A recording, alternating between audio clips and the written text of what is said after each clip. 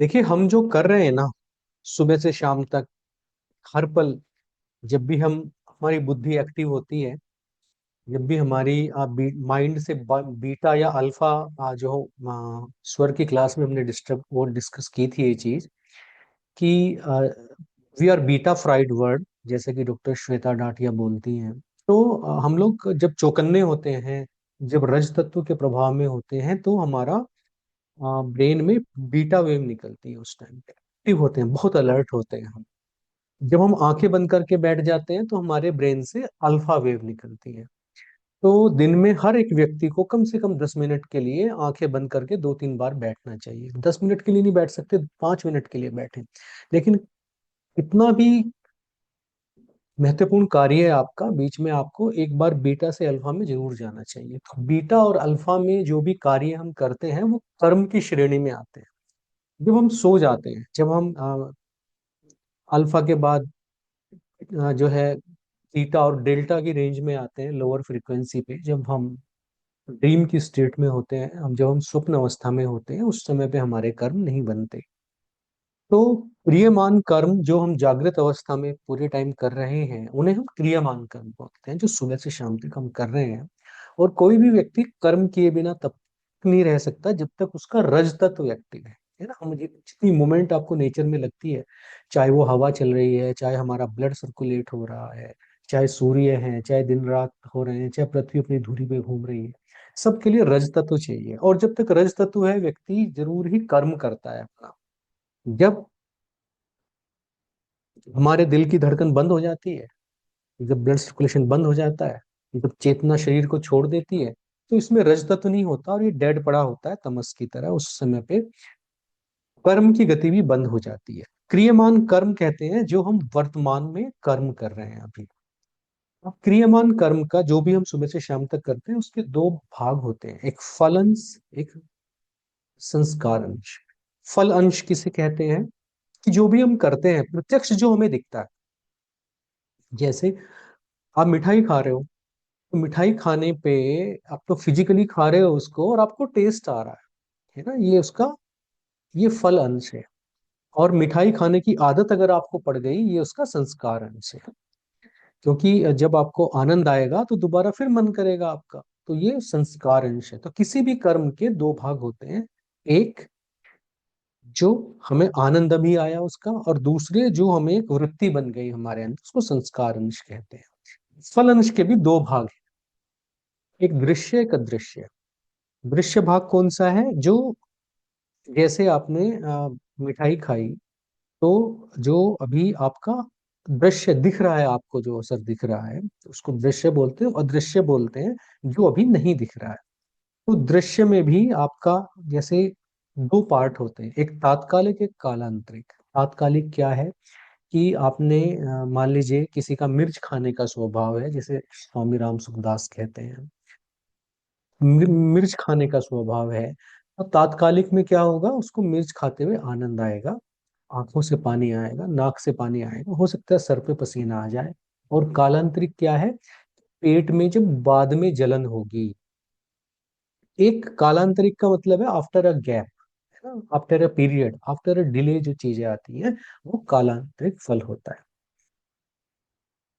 तो आप जैसे देखिए, किसी शादी में किसी ने कुछ गड़बड़ खा लिया, तो उस समय तो आनंद आएगा, मगर प्रकृति कालांतरिक, यानी कि एक डिले के बाद ही आदमी घर पहुंच जाए। उसके बाद ऐसा नहीं है कि आपने गलत खाया और तुरंत आपको वॉमिटिंग और स्टमक एक ये सब शुरू हो जाएंगी। तो वो एक प्रकृति की व्यवस्था है कि दृश्य के दो फल होते हैं, एक जो अभी मिलेगा, एक जो कुछ समय के बाद मिलेगा। अदृश्य के भी दो भाग हैं। अदृश्य किसे कहते हैं? जिस कर्म को हम करते हैं मगर वो किसी को दिखाई नहीं देता। दिखाई क्यों नहीं देता? या तो हमने छिपके किया है, या हम जैसे आप मान लीजिए कोई आदमी है, कोई यज्ञ कर रहा है, हवन कर रहा है, गंगा जी में नहाने जा रहा है, या कोई उसने अनुष्ठान लिया है, उसको पूरा कर रहा है, इनको अदृश्य बोलते हैं। अदृश्य के दो फल होते हैं, लौकिक, मतलब किसी ने पूजा अर्चना की, किसी ने कोई मन्नत मांगी और उसका अभी फल मिल गया, उसको लौकिक बोलते हैं। और आपने कोई पुण्य कार्य किया, कोई पूजा अर्चना की, और जीवन के बाद अगर उसका कोई फल मिलता है, उसको पारलौकिक बोलते हैं। मान लीजिए किसी व्यक्ति ने किसी की हत्या कर दी, हत्या छिपके कर दी, चौराहे पे नहीं करी, हत्या कर दी छिपके, तो उसको भी अदृश्य फल बोलते हैं। उसका लौकिक फल क्या होगा कि या तो आदमी का केस खुल गया और यहीं पे उसे जेल वगैरह हो गई, या फिर उसका केस खुला नहीं। पारलौकिक ऊपर जाके मृत्यु के बाद उसको जो सजा मिलेगी उसे पारलौकिक फल बोलते हैं। तो पाप हो या पुण्य, जितना भाग यहाँ पे भोगा जाता है लौकिक में, उसके बाद जो बचता है वो वहां जाके भोगना पड़ता है। मगर वहां पे पाप का फल कई गुना ज्यादा होके मिलता है। इसलिए पाप का फल जितना यहाँ पे भोग लिया जाए उतना ही अच्छा है। आदमी ये सोचता है कि वो गलत काम करके बच गया, मगर लौकिक में उतनी सजा नहीं मिलती, कम समय के लिए मिलती है। पारलौकिक में अगर यहाँ पे आदमी को 10 साल कारावास की सजा मिली है, तो वहां कम से कम 1000 साल तक उसको जो है ट्रांस के अंदर कहीं पे, जिसे हम नर्क बोलते हैं, दोजख बोलते हैं, वहां पे रहना पड़ता है। तो अगर कोई गलती हो गई है तो कोशिश करें कि उसका लौकिक फल यहीं पे ही उसकी सजा भुगत ले।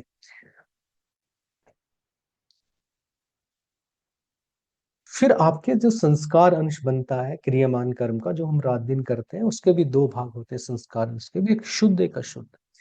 शुद्ध क्या होता है?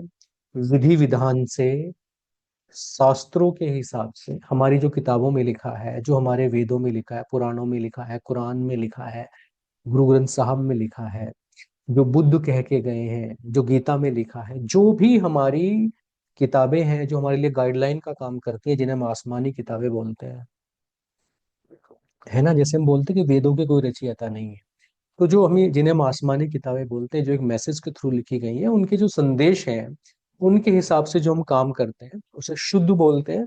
और जो आपको बताए थे पतंजलि ने, जो अपने 5 क्लेशाज बताए हैं आपके, अविद्या, अस्मिता, राग, द्वेष, अभिनिवेश, डिस्कस किए थे पहली क्लास में, उनके वशीभूत होकर, यानी कि किसी भी इंद्रिय के, किसी भी सेंसेस के प्लेजर के लिए जो भी हम बाहर से काम करते हैं उसको हम शुद्ध संस्कार बोलते हैं।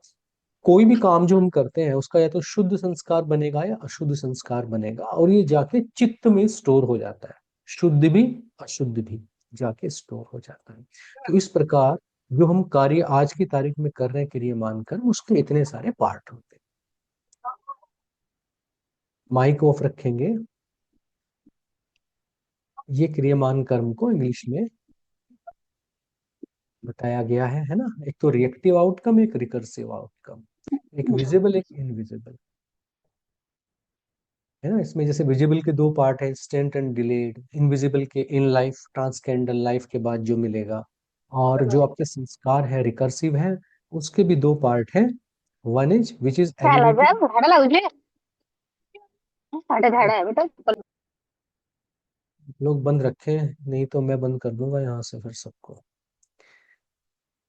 तो संस्कार अंश के दो भाग हैं, एक जो आपको एलिवेट करता है जो शुद्ध है, और एक वो जो आपको डाइवर्ट करता है, डाइवर्ट करता है अशुद्ध है, यानी कि जो आपको आपके रास्ते से भटकाता है। अब जो भी हम सुबह से शाम तक करते हैं, वो कहाँ जाके जमा होता है? वो हमारे संचित कर्मों में जमा होता है। संचित कर्म कहाँ पे जमा होते हैं? संचित कर्म हमारे चित्त में, जिसे कुछ मायनों में आपका सबकॉन्शियस माइंड भी कहते हैं, वहां पे जाके संचित कर्म स्टोर हो जाते हैं, जो भी हम करते हैं सुबह से शाम तक। संचित कर्म की भी दो चीजें होती हैं, एक होता है फलन संचित कर्म का, जिससे प्रारब्ध बनता है। प्रारब्ध क्या है वो हम डिस्कस कर चुके हैं पहले भी, आगे भी डिस्कस करेंगे। और दूसरा संस्कारंश, जिससे इंप्रेशंस बनते हैं, है ना। इंप्रेशन से क्या बनता है? इंप्रेशन से टेंडेंसीज बनती हैं, इंप्रेशन से आपकी प्रोपेंसिटी बनती है ना। जब हमें तलब जो होती है ना हमारे अंदर कुछ करने की, इच्छा जो होती है कुछ पाने की तलब लगी है, टेस्टी खाना खाने की लगी है तलब, लगी है तो कुछ पीने की लगी है, काम की लगी है।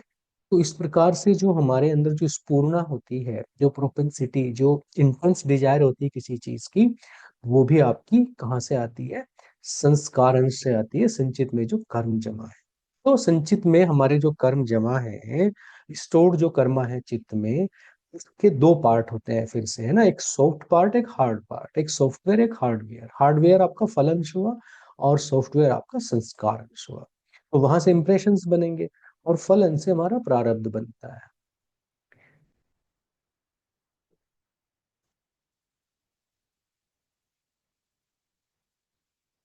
देखिए, प्रारब्ध किसे बोलते हैं? इस जन्म में आने से पहले जब हम ये जन्म ले रहे थे तो संचित में से कुछ कर्म निकल के और एक हमारे पूरे लाइफ की रूपरेखा बनती है जो हम इस लाइफ में करने वाले हैं। हर चीज हम डिसाइड करके लाते हैं पैदा होने से पहले। सब कुछ डिसाइड करके आता है, कहाँ पैदा होंगे, कितने सांस मिलेंगे, कितने ग्रास मिलेंगे, माता पिता कौन होंगे, बच्चे कौन होंगे, पत्नी कौन होगी, जीवन में कितना आनंद, कितना पैसा मिलेगा। ये सारी चीजें पहले से डिसाइड होती है। संचित का एक पार्ट प्रारब्ध बन जाता है और उस प्रारब्ध के हिसाब से हमें सारी चीजें मिलती है।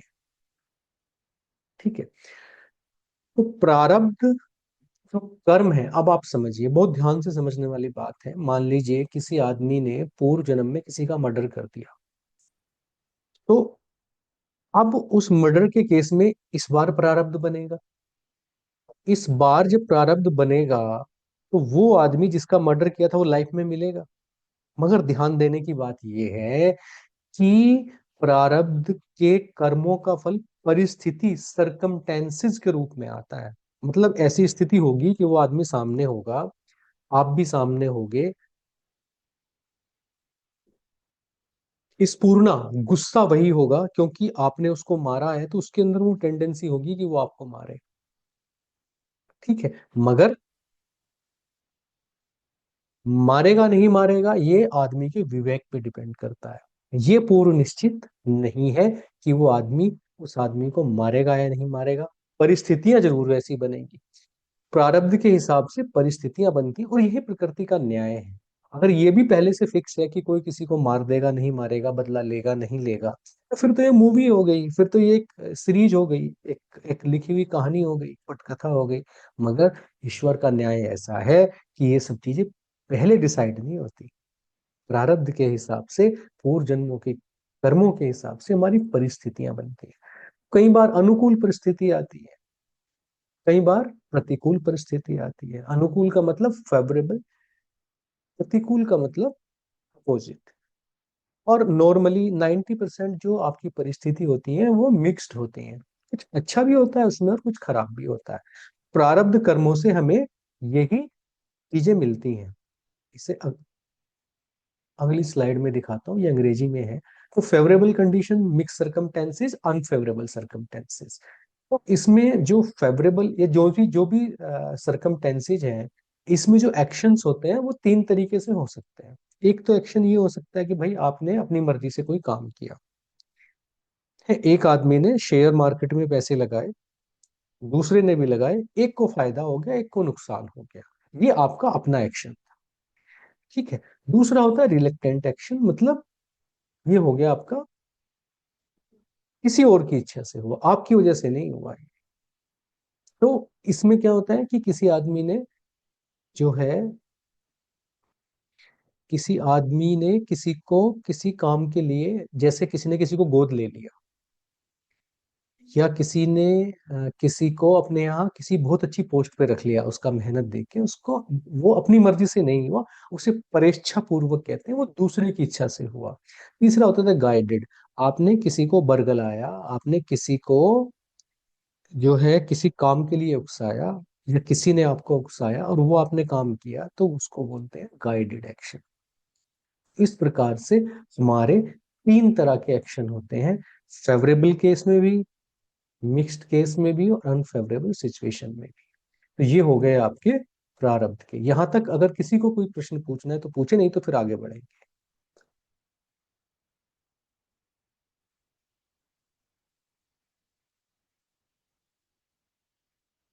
ठीक है। अब देखिए, बहुत इंपॉर्टेंट स्लाइड आने वाली है कि जीवन के चार आयाम होते हैं। क्या क्या? धर्म,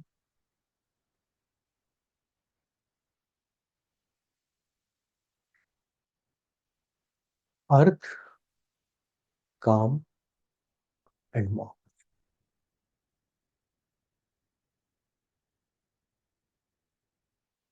जीवन इन चार ही चीजों पे चलता है। धर्म क्या है? धर्म बेसिकली हमारी बेसिक टेंडेंसीज हैं, इथिक्स जिसको बोलते हैं। जैसे पानी का धर्म है। पानी का धर्म क्या है कि पानी हमेशा ऊपर से नीचे की तरफ बहेगा। पानी, वाटर तब तक फ्लो करेगा जब तक उसकी अपर सरफेस इक्वल नहीं हो जाती, चाहे कितना गहरा हो, ऊंचा हो, लेकिन पानी अपनी सरफेस को मेंटेन करता है। ये पानी का धर्म है। पानी को गर्म करोगे तो वेपर में बदल जाएगा, पानी का धर्म है। पानी को ठंडा करोगे तो वो सॉलिड बन जाएगा, बर्फ में बदल जाएगा। ये पानी का धर्म है ना? तो ऐसे ही सबका धर्म है। जैसे गाय का धर्म है घास खाने का, शेर का धर्म है मीट खाने का। जो कोई अपनी बेसिक टेंडेंसी में होता है उसको धर्म बोलते हैं। ऐसे आदमी की भी अपनी बेसिक टेंडेंसीज है। विवेक के आधार पे सत्य बोलना, सही काम करना, वो हमारे सबके शास्त्र हमको समझाते ही हैं कि हमारा धर्म क्या है बेसिकली। तो सेवा जैसे हमारा धर्म है, सेवा सिमरन सत्संग, तीन चीजें आती हैं। तो ये हमारा बेसिक धर्म हो गया। धर्म के बाद क्या है? धर्म के बाद आता है आपका अर्थ। अर्थ क्या है? पैसा। आप जो अर्न करते हो, इसमें आपका लिक्विड कैश और फिक्स एसेट्स दोनों आती हैं। तो ये दोनों जो चीजें हैं, धर्म और अर्थ, ये एक दूसरे पे डिपेंड करती है। स्वामी रामसुख दास कहते हैं कि धर्म से अर्थ बढ़ता है, अर्थ से धर्म बढ़ता है। धर्म से अर्थ बढ़ेगा और अर्थ से धर्म बढ़ेगा। पैसे से धर्म भी बढ़ता है और धर्म से पैसा भी बढ़ता है, मगर कब बढ़ता है? जब पैसे को आप काम में ना लगा के और धर्म में लगाते हो।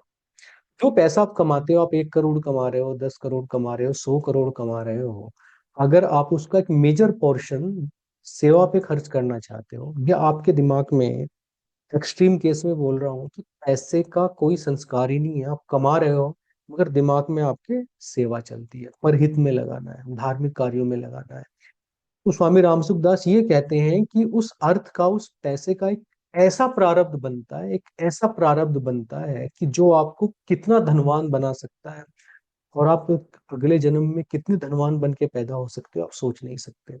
या आप दोबारा इस पृथ्वी पर नहीं आना चाहते तो वो मोक्ष के रास्ते में भी आपको कितनी ऊंचाइयां दे देगा और कितने जन्मों के संस्कार कटवा देगा, आप सोच नहीं सकते। तो धर्म और अर्थ एक दूसरे की वृद्धि करते हैं।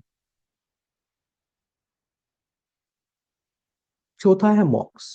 अगर मैं कॉमन मैन की बात करूं, मैं आइडियल होने की बात ना करूं, बिल्कुल कॉमन मैन की बात करता हूं, तो देखिए, धर्म यानी कि ईमानदारी से, अर्थ यानी कि पैसा कमाओ, उस पैसे का एक पार्ट काम में लगाओ।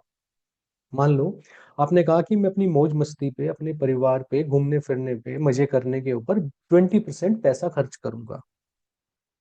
20% पैसा अपने काम के ऊपर खर्च किया। फिर आपने कहा कि मैं अपने बिजनेस के ऊपर 60% पैसा खर्च करूंगा। 60% आपने वहां पे यूज कर लिया। अब कितना बचा? अब बचा 20%। तो 20% आप धर्म और मोक्ष पे खर्च कर लो, दूसरों की सेवाओं पे खर्च कर लो, किसी पिलग्रिम प्लेस पे जाके, या किसी जरूरत आज जिसको है, या कोई गरीब है, 50% आपने वहां पे कर लिया। तो ये जीवन जीने का एक सही तरीका है जो हमारे शास्त्रों में बताया गया है कि धर्म से पैसा कमाइए, पैसे का एक पोर्शन काम पे भी खर्च करिए, और बाकी जो पैसा है उसे अपनी जरूरत का रख के बाकी उसे फ्लो करिए, मार्केट में फ्लो करिए, गरीबों को दीजिए, कुछ भी करिए। तो ये उसका सही तरीका है। अब इसमें जो बहुत ध्यान देने वाली बात है, जो स्वामी रामसुख दास कहते हैं, वो ये कहते हैं कि वो महाशन वर्ड यूज करते हैं, जो सॉरी गीता में यूज किया गया है, ये 37 श्लोक में। महाशन का मतलब होता है कि जिसका पेट नहीं भरता है, जो खाता ही रहता है। तो ये जो काम है, जो कामना है हमारी, डिजायर्स जो है हमारी, जिन्हें हम काम बोलते हैं, जो अपने ऊपर हम खर्च करते हैं, कंजम्पशन जो हम करते हैं, वो सारा काम में आता है। कामना जो है उसको भगवान कृष्ण ने गीता में महाशन कहा है, मतलब कि उसकी भूख कभी नहीं मिटती, आप उसे कितना भी खिलाओ वो खाती ही रहती है।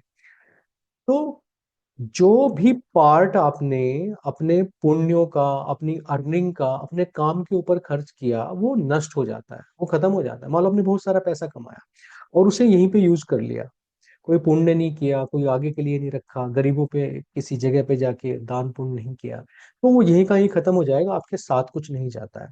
तो इसको जो है महाशन कहा है कामना को, कि ये बहुत खाती है, इसका पेट कभी नहीं भरता।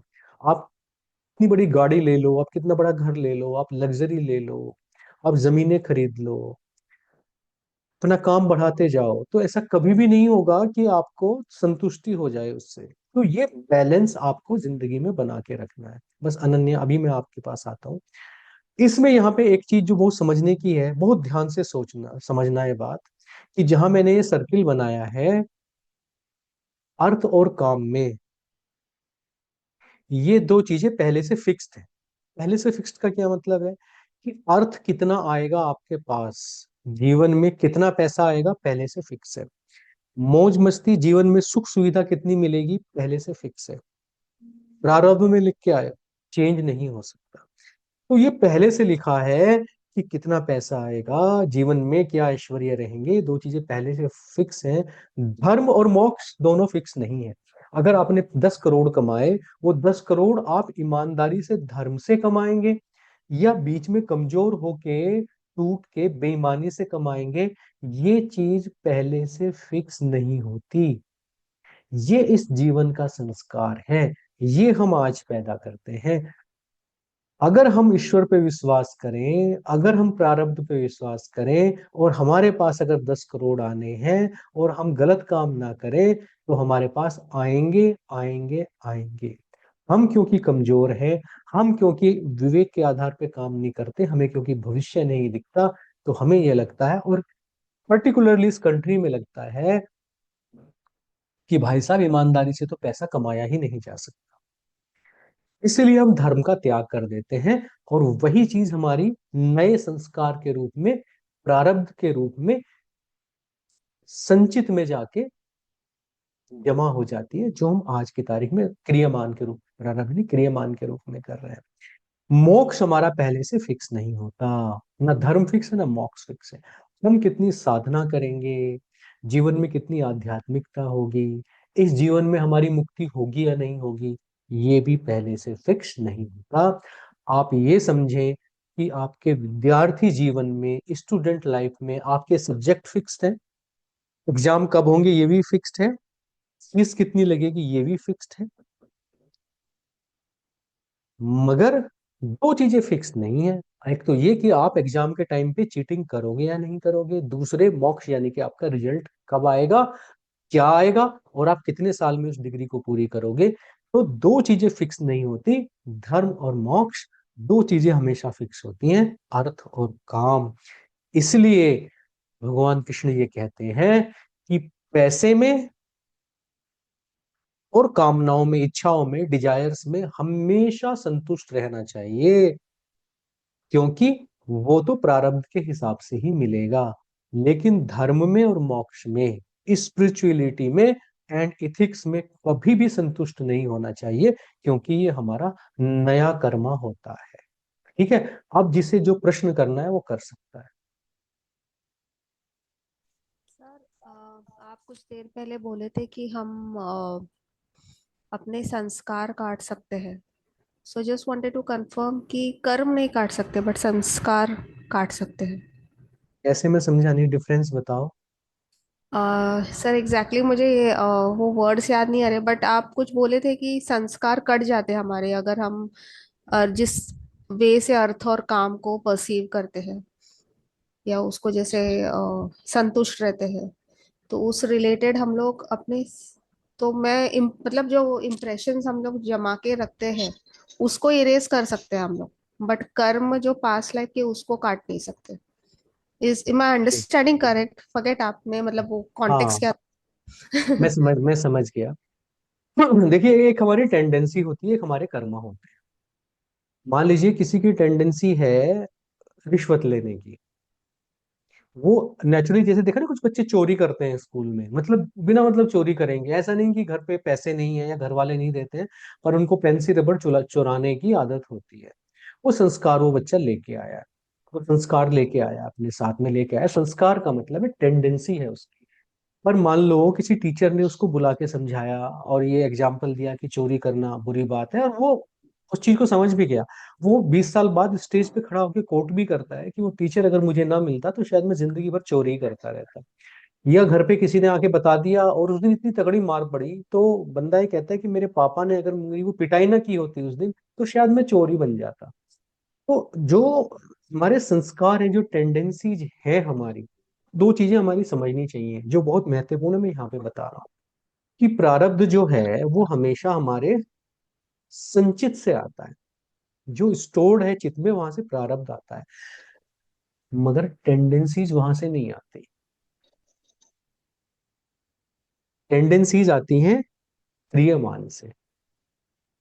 क्रियमान से मतलब कि जो हम देखते हैं, जो हम करते हैं, जो 3 साल की एज तक हमने अपने आसपास नोट किया, वहां से टेंडेंसीज बनती हैं।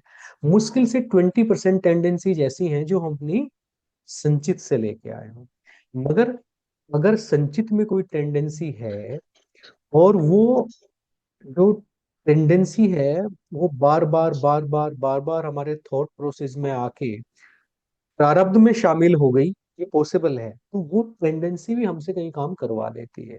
मान लो हम एक ग्रुप ऑफ पीपल में फंस गए, जो जिनका काम था, मतलब संगति का फर्क पड़ता है ना आदमी के ऊपर, तो वो टेंडेंसी हमारे अंदर अगर, देखिए, गौतम बुद्ध को उनके पिता ने कितना दुनिया में उलझाना चाहा, मगर उनकी टेंडेंसी थी, वो नहीं उलझे। मगर जो कमजोर लोग होते हैं हमारे जैसे, अगर स्कूल में वो ऐसे लड़कों के साथ बैठने लगे जो झगड़ा फसाद करते हैं, और हमारे संचित में कोई टेंडेंसी पड़ी थी, किसी भी जन्म की पड़ी थी, वो वहां से निकलेगी और हमारे दिल पे हावी होगी, और हम बच्चों के कहने में आके कुछ ऐसा काम कर देंगे, स्कूल के सीसीटीवी कैमरा तोड़ देंगे, है ना, किसी बच्चे के साथ मारपीट कर लेंगे, कुछ भी ऐसा काम कर लेंगे जिसे हमें बाद में पिटाई होने के बाद ये समझ में नहीं आता कि यार मैंने ये काम कैसे कर दिया। या जैसे घर वाले बोलते हैं कि चंगी संगत में रहना, तो वो संगति क्या करती है, हमारे पुराने जो संस्कार है कई बार उनको उठा देती है। अनन्या, आपकी क्या बात थी, अब मुझे बताओ आप, मैं उसका जवाब दे पाया है नहीं। Yes sir, clear. तो मतलब ये नई बात समझिए कि क्रियमान से ही टेंडेंसीज बनती है, क्रियमान। हाँ, हाँ, ये बड़ी कमाल ये की बात है हाँ। कि टेंडेंसीज बनती है क्रियामान से, और प्रारब्ध से बनता है, संचित से बनता है प्रारब्ध। Thank you. जैसे आपने कोई सत्संग ज्वाइन कर लिया, या कोई योगा सेंटर ज्वाइन कर लिया, या आप किसी स्पिरिचुअल मिशन के संपर्क में आ गए, तो विद इन 1 ईयर आपके आप चेंजेस देखोगे आदमी के अंदर। पूरा ही बदल जाता है आदमी। मैंने ऐसे लोगों को देखा कि जो मर्डर के केसेस में और छिपे छिपे घूमते थे, या मैं अपने गांव में देखता था कि दो लोग लड़ते हुए चुप हो जाते थे कि चुप हो जाओ, वो आ गया, पता नहीं कौन से की धुनाई कर देगा पकड़ के। वो इतना बदमाश आदमी था कि वो दिन में दो चार को थपेड़ देगा, किसको मार देगा, कुछ कर देगा। लोग लड़ते हुए अपने घर में घुस जाते थे, लेकिन इसके सामने नहीं, इसके जाने के बाद लड़ेंगे। मैं देखता हूँ उसे, जब मैं वापस गांव में गया 10 साल बाद, वो सत्संग की किताब लिए घूम रहा है।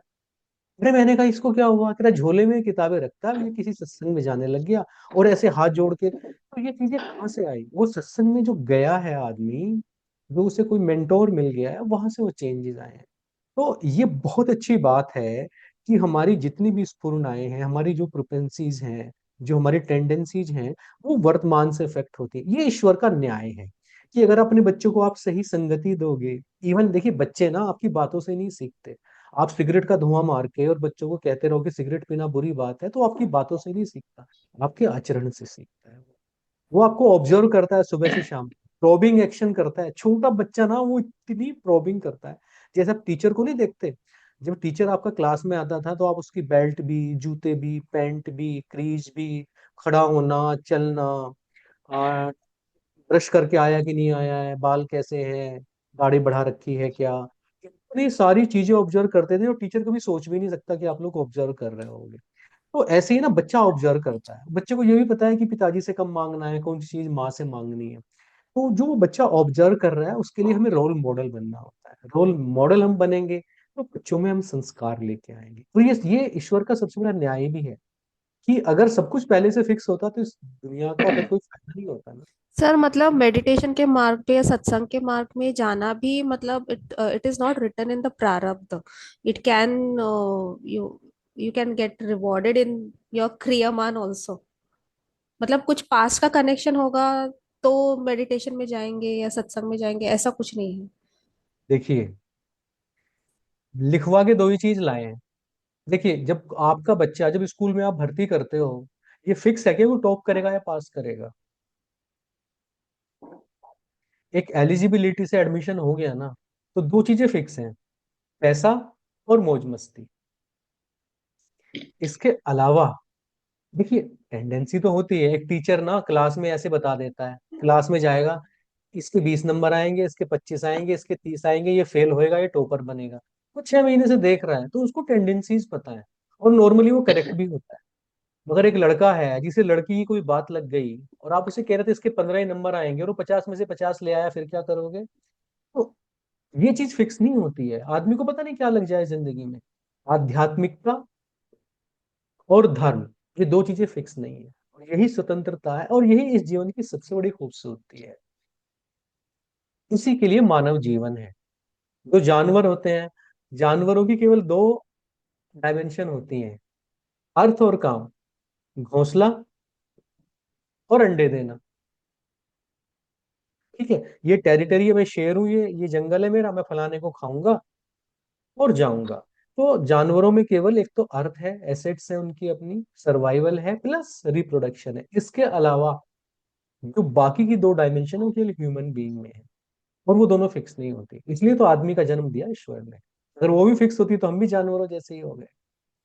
ठीक है, नेक्स्ट क्वेश्चन, फिर आगे बढ़ेंगे। गुरुजी, आशुतोष बोल रहा हूँ। कैसे हैं? मैं अभी आपका जवाब नहीं दे पाया, मैं यश जी वाली बात का जल्दी जवाब दूंगा, है ना, मैं समय निकाल कोई के बात जी बता। कोई बात नहीं। सर, मेरा ये कहना है कि जैसे अभी आपने दो बात पूछना चाहता हूँ। एक तो ये सर कि साइंस भी ये मानता है कि 3 साल तक जो बच्चा सीखता है वो उसका बेस होता है, और उसके बाद जो है बाद में वो जो कुछ भी करता है वो उससे कंपेयर करते करता है। वो तो बात आपने सर्टिफाइड कर दी है। दूसरा मैं ये पूछना चाहता हूँ सर कि जैसे हमारा मन लगता है भगवान के साथ, हम जुड़ते हैं, बस थोड़े दिन हम करते हैं, उसके बाद फिर हम डिस्ट्रैक्ट हो जाते हैं, फिर आते हैं, फिर डिस्ट्रैक्ट हो जाते हैं। तो इसका क्या अर्थ निकल के आता है सर? क्योंकि पतंजलि तो जितने भी क्लेशाज है ना, उनको सबको बराबर मानते हैं। जी। मगर मगर जो भगवान कृष्ण है गीता में, आपके यहाँ से आवाज आ रही, माइक बंद कर लें एक बार। हाँ, तो भगवान कृष्ण गीता में ये कहते हैं कि देखो भाई, तीन चीजें हैं, एक पुरुष है, एक प्रकृति है। पुरुष मतलब ईश्वर, प्रकृति मतलब मन। एक आत्मा, एक मन है। तो एक है, जो पुरुष है वो कभी बदलता नहीं है, प्रकृति कभी स्थिर नहीं रहती है, मगर आत्मा ने मन के साथ संबंध जोड़ लिया, तो प्रकृति की क्रिया को पुरुष अपना एक्शन समझने लगता है। मतलब वो इस माया, इस भ्रम में आ जाता है कि उसके चारों तरफ जो हो रहा है, जो दिख रहा है, दरअसल वो सच है। उसे वो सच मानने लगता है। और जो ये जो टेंडेंसी है जिसकी वजह से ये चीजें आती हैं, जो ये इसको सच मान रहा है, जिसे माया भी कहा गया है, यहीं से सारे कर्म पैदा होते हैं। और इसके लिए भगवान कृष्ण ये कहते हैं कि जो चीजें हमें मिल जाती हैं, उनसे हमें अटैचमेंट हो जाता है, ममता हो जाती है, और जो नहीं मिलती, उनकी हमें डिजायर, कामना हो जाती है। तो जो भी दिक्कत है जिंदगी में, जो साधना में मन ना लगना, या जो हम करना चाहते हैं वो ना करना, उसकी तीन चीजें हैं। एक तो जो हमने रिलेशन जोड़ लिया नेचर के साथ में, जिसे अस्मिता बोलते हैं, वो कि हमने आइडेंटिफाई करना शुरू कर दिया अपने आप को कपड़ों से। जैसे कोई मुझसे पूछे कि मैं कौन हूँ, तो मैं अपनी पोस्ट बताता हूँ, मैं अपनी कास्ट बताता हूँ, मैं अपना रिलीजन बताता हूँ, मैं अपना गांव बताता हूँ, मैं अपना स्टेटस बताता हूँ। तो मैंने आइडेंटिफाई उन चीजों से कर लिया जो एक दिन मुझसे छूट जाएंगी। अगर गाड़ी में से आप बाहर निकलते हो तो आप गाड़ी हो नहीं ना। ये अलग बात है कि एक दूर बिल्डिंग पे खड़ा हुआ आदमी रोज आपको गाड़ी से पहचानता है कि अरे, छावड़ा साहब आ गए, क्योंकि छावड़ा साहब की गाड़ी को पहचानता है वो। मगर जरूरी थोड़ी छावड़ा साहब के अलावा कोई और भी तो लेके आ सकता है किसी दिन। हम आइडेंटिफाई अपने आप को किन चीजों से कर रहे हैं, जो चीजें हम है नहीं। पहली गड़बड़ तो ये है। दूसरी गड़बड़ जो है वो राग की है, जिसे पतंजलि राग कहते हैं, और भगवान कृष्ण उसको कामना कहते हैं, जिसे हम महाशन कह रहे थे अभी। तो हमारी डिजायर है, जैसे डिजायर क्या है कि मैं न्यूरोलॉजिस्ट बन जाऊं, और मेरे महीने के अगर 1.5 लाख रुपए आ जाए, और मुझे इतनी चीजें मिल जाएं, तो मेरी मेरी ये डिजायर हो गई। तो मैंने अपने आप को लिमिट कर लिया। अब मेरा ये टारगेट बन गया, मैं उस पे फोकस करूंगा। और पता चला ऊपर भगवान अपना सर पटक रहा है कि मैं इसको तो नेशनल लेवल पे, इंटरनेशनल लेवल पे कुछ बनाने वाला था, ये आदमी जो है 1.5-2 लाख में अटका हुआ है। तो हम जो परेशान हैं वो अपनी कामनाओं की वजह से, कि हम प्लानिंग बहुत छोटी बनाते हैं, अबेंडेंस में नहीं जाते, हमेशा अपने आप को लिमिट करते हैं। कोई करेगा कि 10 करोड़, कह रहा 10 करोड़ तो भाई मजा आ गया, बहुत आ गया। अरे साहब, भगवान ने आपके लिए 100 करोड़, 1,000 करोड़ रखा होगा। तो जो हमारी कामना है, जो छोटी है, जो जो छोटा सा बच्चा एक हीरे की अंगूठी को छोड़ के चॉकलेट उठाता है, हम भी वैसे ही बच्चे हैं, बस उम्र हमारी ज्यादा हो गई, हम बड़े नहीं हुए। तो ये जो हमारी कामनाएं हैं, जो जिसमें हमने अपने आप को लिमिट कर लिया, विजन बोर्ड बना लिया कि मेरे को ऐसा ऐसा ऐसा ही चाहिए, वही चीज हमको एक्चुअल चीज से जुड़ने नहीं देती। उसी की वजह से मन नहीं लगता। तो जिस दिन आपने ये कोड काट दी, कोड, है ना, जो शुरुआत में करता हूँ ना, मनोमय कोश अन्नमय कोश के साथ इसलिए करता हूँ कि जब बुद्धि मन के पास आई थी, जब उसने, एडम ने फल खाया था नॉलेज ऑफ ट्री का, जिसे पतंजलि अविद्या कहते हैं। अविद्या का मतलब समझते हो आप क्या होता है? अविद्या, अस्मिता, राग, द्वेष, अहंकार, क्या समझते हो आप अविद्या का मतलब? यहीं से निकलेगी थ्योरी। क्या लगता है आपको अविद्या किसे कहते हैं?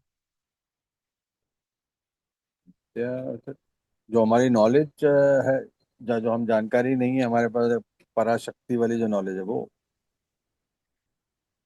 देखिए, मैं आपको एक काम की बात बताता हूँ। जो human life is not to learn something, it is to unlearn basically. तो जिंदगी सीखने के लिए नहीं मिली है, भूलने के लिए मिली है, अनलर्न करने के लिए मिली है। तो कबीर साहिब ना हर चीज को अविद्या बोलते हैं। जैसे आप मुझे बताएं कि सीइंग और वॉचिंग में क्या फर्क है? सर सी वॉचिंग। होता है, एक्सक्यूज मी, हाँ हाँ हाँ, बताएं बताएं। सर सी है जो हमारी आंखें नेचुरली देखती हैं जो सामने, और वॉच है जो हम ध्यान से देखते हैं जिसमें हमारा दिमाग भी काम कर रहा है कि। Very good. अच्छा, हियरिंग और लिसनिंग में क्या फर्क है? लिसन होता है सुनाना, और हेयर तो होता है जो। लिसन होता है कि मैं बहुत ध्यान से आप जो बोल रहे हो वो ग्रहण कर रही हूँ। हियर होता है बस मैं आ रही हूँ जा रही हूँ, अच्छा कोई बात कर रहा है। तो जैसे आरती जी ने कहा कि अनइंटेंशनली आपके कानों में जो आवाजें पड़ रही हैं वो आप हियर करते हो।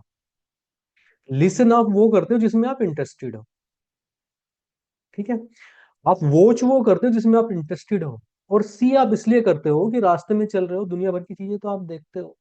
तो ये जो लिसनिंग है, ये जो वॉचिंग है, ये अविद्या है। यहीं से अविद्या की शुरुआत होती है, क्योंकि आप किसी चीज में इंटरेस्टेड हो। तो अविद्या का मतलब है कि आपने अपने आप को उन चीजों से जोड़ लिया, आप वो देखना और सुन, आप साक्षी भाव से जो नहीं रहते, वही अविद्या है। तो जो भी हमने सीखा, मतलब जितना भी हमने ये देखा कि हम अपने एक्चुअल चीज से दूर गए, वो सारी चीज अविद्या है। आप फिजिक्स पढ़ते हो, अविद्या है। आप इकोनॉमिक्स पढ़ते हो, अविद्या है। इवन आप किसी पिलग्रिम प्लेस पे जाते हो और आपको लगता है कुछ पुण्य मिल जाएंगे या मेरे संस्कार कट जाएंगे, अविद्या है। तो जब तक आत्मा ऊपर सोई हुई है, आपने जो भी गैदर किया ना, वो सब अविद्या है। और यही सब चीजों की जननी है। जब हम मनोमय कोश से विज्ञानमय कोश में जाते हैं और चित्त के सारे संचित कर्मों को जला देते हैं, जिसे पतंजलि दग्ध बीज कहते हैं, संस्कारों को जला देना, क्योंकि संस्कार चित्त में बीज के रूप में पड़े होते हैं। जैसे ही थोड़ी सी हवा मिलती है, प्रारब्ध के रूप में अंकुरित होकर पेड़ बन जाते हैं। तो उनको जब जला देते हैं और फिर हमें आना जाना नहीं पड़ता, उस टाइम पे जो हमें ज्ञान होता है कि मैं तो आत्मा हूँ, मैं मन नहीं हूँ। जब मन का प्लग आत्मा से निकल जाता है और उसे पता चलता है कि अरे, मैंने अपने आप को किन चीजों से आइडेंटिफाई किया था, वो विद्या है। उसके अलावा सब कुछ अविद्या है। तो पतंजलि कहते हैं अविद्या सबकी जननी है। मगर भगवान कृष्ण ये कहते हैं कि राग, कामना, चीजों से जो अटैचमेंट हो गया है, लोगों से जो अटैचमेंट हो गया है, जगह से जो अटैचमेंट हो गया है, यही सब प्रॉब्लम की जननी है। इसी की वजह से साधना में मन नहीं लगता।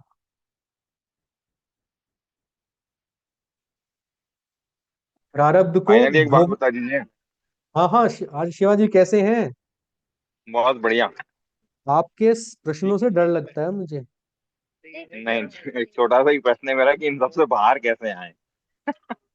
देखिए इस सब से बाहर के लिए आपको अपना साक्षी भाव ऑन करना पड़ेगा। देखिए आप जी किसी जी चीज को कब ठीक करते हो, आप ठीक करते जी। जो आपको ये समझ में आए कि मेरे अंदर प्रॉब्लम है। हम्म। अगर आपने प्रॉब्लम को अपने एट्रीब्यूट समझ रखे हैं, है ना, आपने कार में लिखा हुआ है कि 10 फीट दूर रहना, 10 फीट के जी दायरे में आदमी को मैं छोड़ता नहीं। आप ना अपनी दबंगई को क्या सोच रहे हो कि ये मेरा एट्रीब्यूट है, ठीक है, जी या पैसे को आप या गाड़ी को या किसी भी चीज को अपना एट्रीब्यूट समझ रहे हो, तो आप छोड़ोगे हो नहीं उसे। तो पहले साक्षी भाव में ये आना है, पहले ये समझना है, पहले विवेक से ये समझना है कि मैं छोड़ना क्या है। तो प्रारब्ध जो कटता है वो अपना रिएक्शन ना देने से कटता है। देखो जैसे आपको प्रारब्ध का फल क्या मिलेगा, या तो अनुकूल परिस्थिति मिलेगा, प्रतिकूल परिस्थिति मिलेगा। मतलब आपको लगेगा यार मजे आ गए, सुख का टाइम चल रहा है, या आपको लगेगा कि नहीं यार बहुत परेशानी में है, दुख का टाइम चल रहा है, ठीक है। तो सुख में जब आप हो और दुख में जब आप हो, तो दुख आपको कौन कौन सी अपॉर्चुनिटी दे रहा है। दुख आपको अपने आप से मिलाता है, अपने और पराई की पहचान करवाता है, एक संस्कार आपका कटवाता है। तो जब आप दुख और सुख में एक जैसे रहते हो, तो एक तो आप नए संस्कार नहीं बनाते। नए संस्कार जब आप नहीं बनाते हो, प्रारब्ध कटता जाता है, तो मेडिटेशन से आपके संचित के कर्म वैसे कट जाते हैं जैसे आप सेलेक्ट ऑल करके डिलीट कर देते हो कंप्यूटर में। मगर कुछ फाइलें बोलती हैं कि file in use can not be deleted, वो प्रारब्ध की फाइल है जो खुली हुई है, उनको तो एग्जीक्यूट करना ही पड़ता है। और आपके कंप्यूटर में जो टेम्परेरी फाइल बनती रहती है रोज इंटरनेट ऑन करने से, वायरस आते रहते हैं, वो आपके क्रियामान के संस्कार हैं जो आपको बनने नहीं देने हैं। एंटीवायरस लगा के रोज जिनको ठीक करना है, तो आपके नए संस्कार नहीं बनेंगे। और पुराने तो भाई साहब मेडिटेशन से जाते हैं। अगर कोई भी इच्छा रख के आप किसी मंदिर में जाते हो, गुरुद्वारे में जाते हो, मस्जिद में जाते हो, उससे आपके बंधन मजबूत होते हैं। अगर आपको उसके अलावा कुछ और नहीं चाहिए, अगर आप उसके लिए कहीं पे जाते हो, तो वो आपके पुराने संस्कारों को काटेगा। किसी इच्छा को लेकर अगर आप गए, जिसके लिए कामना कहते हैं भगवान कृष्ण, तो फिर से एक नया बंधन स्टार्ट हो जाता है। जी खंडेलवाल साहब, ठीक है, आगे बढ़े। जी जी, बिल्कुल बिल्कुल बिल्कुल। तो वह का सेशन बाकी है अपने नाड़ी शोधन वाले में। नाड़ी शोधन वाला, हाँ कह तो ठीक रहे हैं हम। मैं इसको नेक्स्ट वीक से, एक्चुअली मेरा स्टूडियो तैयार नहीं हुआ, उसने लटका दिया मुझे। पहले पेरेंट्स आ गए, अब वो तैयार नहीं हो रहा है सुबह का। तो बस नेक्स्ट वीक से कुछ भी करके स्टार्ट कर देंगे और रेगुलर कराएंगे क्लास, रेगुलर बिल्कुल। जी जी, साथ में एक मेडिटेशन। हाँ हाँ, जी जैसा आप आदेश करेंगे वैसे ही करेंगे। जी। सर कल से करते हैं ना, कल नवरात्र स्टार्ट हो रहा है। कल से मॉर्निंग से? हाँ जी। आप 3 बजे बोलेंगे, हम 3 बजे रेडी हो जाएंगे। नहीं, हो जाएंगे आप, लेकिन कुछ लोगों का ना शेड्यूल है, मैं बात कर रहा था कल पहला नवरात्र है, तो कुछ लोगों का शेड्यूल है कुछ। तो हम क्या करेंगे, लास्ट नवरात्र से स्टार्ट करेंगे। और फिर इसको, अभी तो लोग वैसे भी पूजा पूजा अर्चना में और फास्टिंग में रहेंगे, उसके अगले हफ्ते को हम खूबसूरत बनाएंगे लोगों की। ठीक है, थोड़ा शॉर्ट नोटिस पे नहीं, मुझे 4-5 दिन बताना पड़ता है, 4-5 दिन पहले लोगों को, तो जिससे लोग तैयार हो जाए। चलिए, तो कुंडली की हमने बात की थी, अब हम बात आते हैं जो जो लास्ट टॉपिक है हमारे इसका, कि क्या हम कुंडलियों से लोगों के प्रारब्ध, संचित और क्रियामान को देख सकते हैं, किस प्रकार से, और क्या किसी हद तक हम उन्हें परिवर्तित कर सकते हैं, कुछ उसमें वैल्यू एडिशन करते हैं, ये हम थोड़ा सा देख लेते हैं। ध्यान से देखना है, जिन लोगों को थोड़ा सा ज्योतिष का आइडिया है वो इसे समझ पाएंगे, बाकी लोग बस सिंपल आइडिया के साथ देखें। ड्रॉ कैसे करते हैं कुंडली को, ऐसे वैदिक कुंडली को ड्रॉ करते हैं बॉक्स बना के, फिर एक लाइन ऐसे, फिर एक लाइन ऐसे, फिर मिडिल में एक लाइन, फिर इधर एक लाइन, हम इन दोनों को मिला देंगे, तो अपनी ये नॉर्थ इंडियन कुंडली बन जाती है। साउथ इंडियन थोड़ी सी अलग होती है। तो ये जो कुंडली बन गई आपकी, इसमें आप देखेंगे कि ये जो चार है ना अंदर, जो आपको स्क्वायर नजर आ रहे हैं, इनको हम केंद्रीय भाव कहते हैं, मतलब सेंट्रल हाउसेस।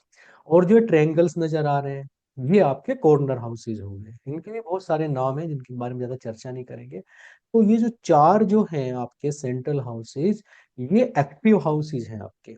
इस इन हाउसेज में जिसके जितने ज्यादा प्लेनेट होते हैं उसको लाइफ में उतना ही ज्यादा एक्शन ओरिएंटेड होता है वो। आप कुछ लोगों की आप कुंडली देखोगे, इन चार भाव में आपको प्लेनेट नहीं मिलेंगे। कुछ यहाँ मिलेगा, यहाँ मिलेगा, यहाँ मिलेगा, यहाँ मिलेगा, यहाँ मिलेगा। तो ऐसे लोगों को जीवन में करा कराया मिलता है।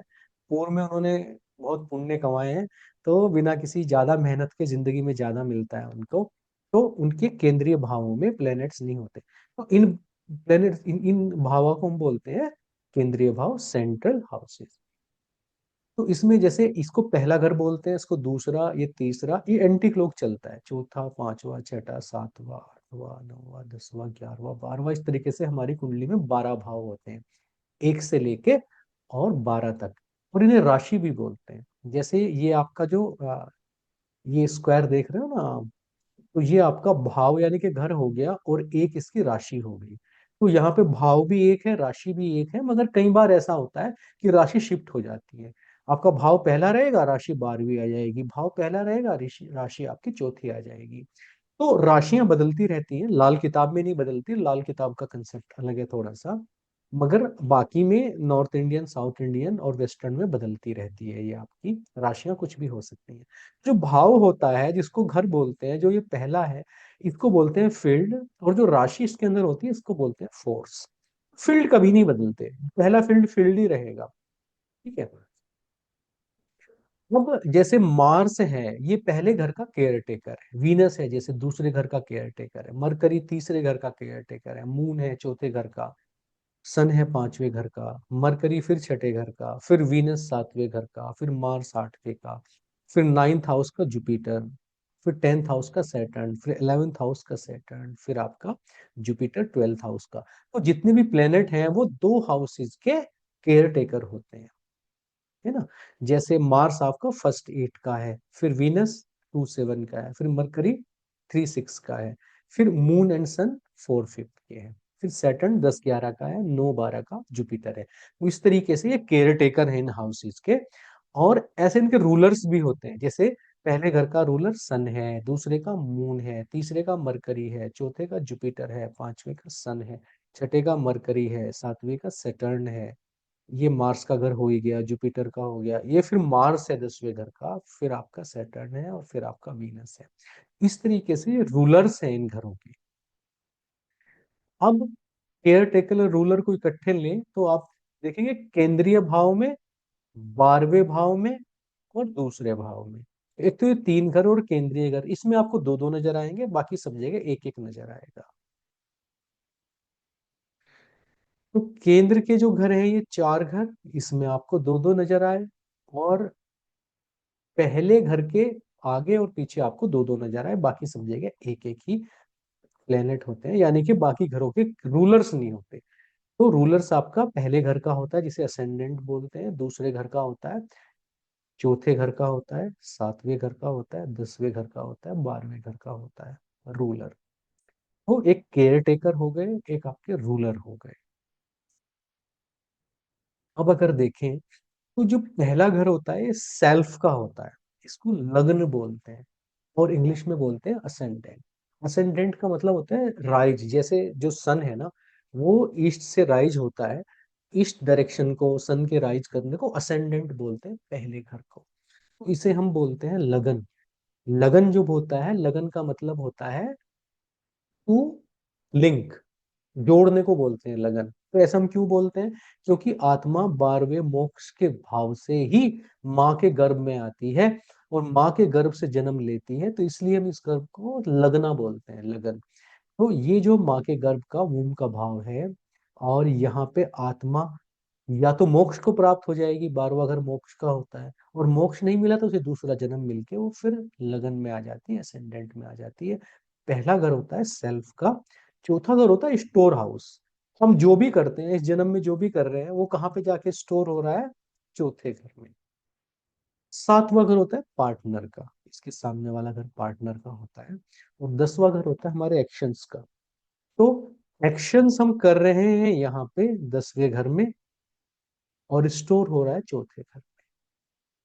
ये हमारा अपना घर हो गया, ये पार्टनर का घर हो गया। केंद्रीय भावों के जो एट्रीब्यूट होते हैं ये थोड़े से हमें पता होने चाहिए, चाहे हमें एस्ट्रोलॉजी आती है चाहे नहीं आती। पहला घर किसका होता है? सेल्फ का। दूसरा घर किसका होता है? फैमिली का। तीसरा घर किसका होता है? छोटे भाई बहन का।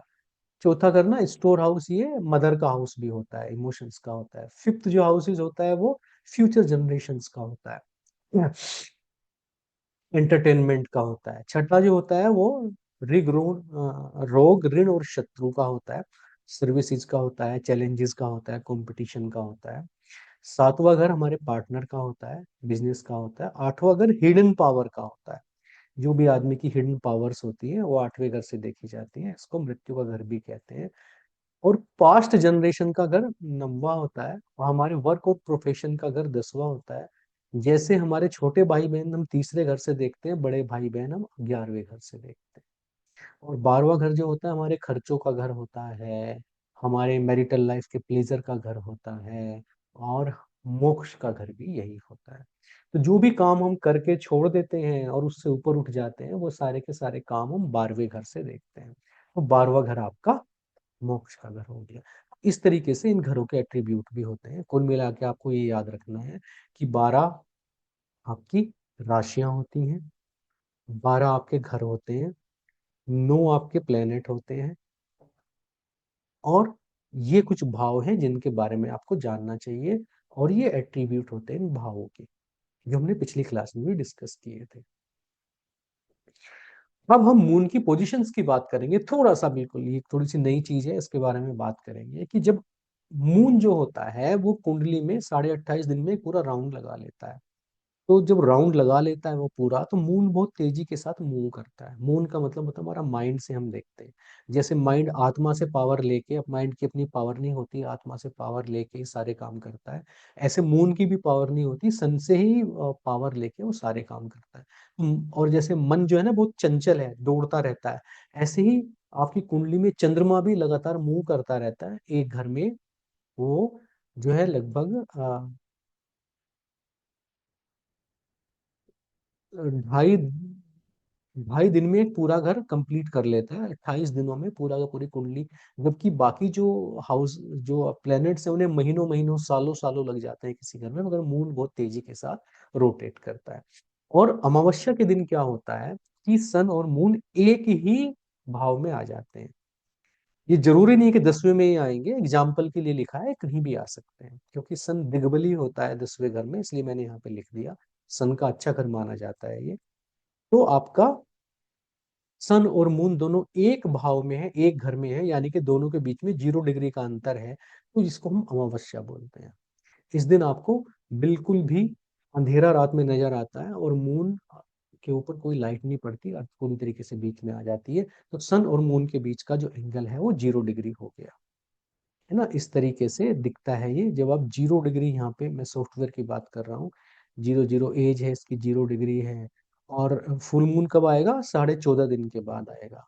और न्यू मून कब आएगा? 29.5 दिन के बाद आएगा। इस तरीके से ये आपका अमावस्या को दिखा रहा है, जिसमें इसकी इल्यूमिनेशन कितनी है? 0% है ना। ये मैंने स्क्रीनशॉट लिया था। और ये देखो आज का ही, बाई चांस ये आज का ही है, 29 मार्च का। ये हमने लिया भी था पिछली क्लास में, बाई चांस देखो ये आज ही आ रहा है। तो they are sun and moon are 0 degree apart. अब क्या है, जैसे जैसे टाइम चलता है तो सन जो है ना 1 डिग्री मूव करता है एक दिन में, एंटी क्लॉकवाइज डायरेक्शन में। यानी कि ये जो हाउस है जो 30 डिग्री का है, टोटल 360 डिग्री का है, एक हाउस 30 का है, 30 × 12 = 360। तो पूरे हाउस को पार करने में सन को लगते हैं 30 दिन। यानी कि एक घर में सन 30 दिन रहता है एक महीने, तो 12 घरों में 12 महीने रहता है सन। तो इस तरीके से हर महीने सन एक घर में रहता है। तो एक दिन में आपका वो मूव करता है 1 डिग्री। मगर मून जो है वो 12.86 डिग्री एक दिन में ही एंटी क्लॉकवाइज डायरेक्शन में मूव कर जाता है। तो अब देखो मून यहाँ पे था सन के साथ में अमावस्या को, तो मून लेकिन कहाँ आ गया? नेक्स्ट हाउस में आ गया। तो ये दोनों के बीच में कितना गैप आ गया आपका, 30 डिग्री का गैप आ गया। ठीक है, मून क्योंकि नेक्स्ट घर में चला गया है, इसको बोलते हैं आपका मून। इस तरीके से आपका ये मूवमेंट करेगा और ऐसे फिर इसमें आएगा, फिर इसमें आएगा, फिर इसमें आएगा, फिर इसमें आएगा, फिर इसमें आएगा, इस तरीके से चलेगा। पूर्णिमा के दिन क्या होता है कि जो मून पहले अमावस्या पे सन के साथ था, ये यहाँ इसके बिल्कुल सामने आ जाता है 180 पे, 180 डिग्री पे आ गया। पहले सन के साथ था यहाँ पे, अब ये आ गया 180 पे कंप्लीट। तो यहाँ से चल के आपका यहाँ पे आ गया, और सन और मून दोनों 180 डिग्री अपार्ट हो गए, अपोजिट हाउसेज में हो गए हैं, तो वो दिन पूर्णिमा का होता है। कैसे, अगर आप देखेंगे यहाँ पे, ये 100% आपका एज इसकी 14.5 दिन है, और इल्यूमिनेशन कितना है, 100%। ये पूर्णिमा का है, जब आपका सन और मून दोनों अपोजिट हाउसेस में है। तो अपनी कुंडली में आप आइडिया लगा सकते हो कि जब आप पैदा हुए थे, अपनी कुंडली को अगर देखोगे, तो आप देखोगे कि सन जो है और मून जो है, उनकी पोजीशन क्या है। अगर वो दोनों एक घर में है तो आप अमावस्या को पैदा हुए हैं, अगर वो अपोजिट घर में है तो आप पूर्णिमा को पैदा हुए हैं। अगर सन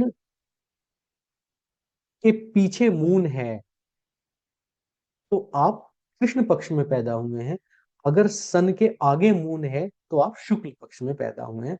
ये चीज थोड़ी सी ध्यान रखनी है, और इसको थोड़ा सा देखेंगे कि किस प्रकार से इस चीज को हम लोग यूटिलाइज कर सकते हैं। तो सन और मून अभी तक हमने देखा, पहले इस घर में थे, फिर अपोजिट घर में आ गए, मगर जब ये 90 डिग्री पे होते हैं, इन वाले केंद्रीय हाउसेस की अगर बात करें, तो मान लीजिए मून यहाँ पे है, तो इसको बोलते हैं अष्टमी स्टार्ट हो गई। ये आपकी जब मून यहाँ पे आया तो शुक्ल पक्ष की अष्टमी स्टार्ट हो गई है।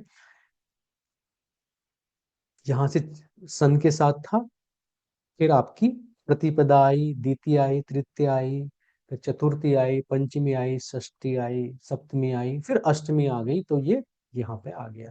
फिर नवमी आएगी, दसवीं आएगी, एकादशी आएगी, द्वादशी आएगी, त्रयोदशी आएगी, फिर आपकी क्या आ जाएगी, पूर्णिमा आ जाएगी, इस तरीके से। तो सन एंड मून जो हो गए आपके, क्या हो गया, 90 डिग्री पे आ गए, तो ये अष्टमी का दिन है। इस दिन ऑस्पिशियस टाइम है। अगर आपका सन और मून आपके 90 डिग्री पे हैं, 1 2 3 4 चार भाव आगे है अगर मून आपका, और आगे है तो ये पूर्णिमा की तरफ जा रहा है, और अगर ये पीछे है यहाँ पे तो ये अमावस्या की तरफ जा रहा है, तो फिर ये कृष्ण पक्ष हो गया। तो इस चीज को याद रखना है। अब मून अगर 90 डिग्री पे है मगर पीछे है, इस तरीके से आपका मून चलेगा, यहां से लेके अष्टमी से लेके शुक्ल पक्ष की और आपकी कृष्ण पक्ष की अष्टमी तक का जो टाइम है, इसको हम मानते हैं क्या, ऑस्पिशियस टाइम मानते हैं। ऑस्पिशियस टाइम का मतलब ये है कि जो लोग शुक्ल पक्ष की अष्टमी से लेके कृष्ण पक्ष की अष्टमी के बीच में पैदा होते हैं, इन लोगों का माइंड नेचुरली स्ट्रोंग होता है। ये लोग पिछले जन्मों में ऐसे कार्य करके आए होते हैं जिसकी वजह से इन्हें रिवॉर्ड के रूप में एक साइकोलॉजिकल पावर, एक मानसिक शक्ति ज्यादा अच्छे से मिलती है।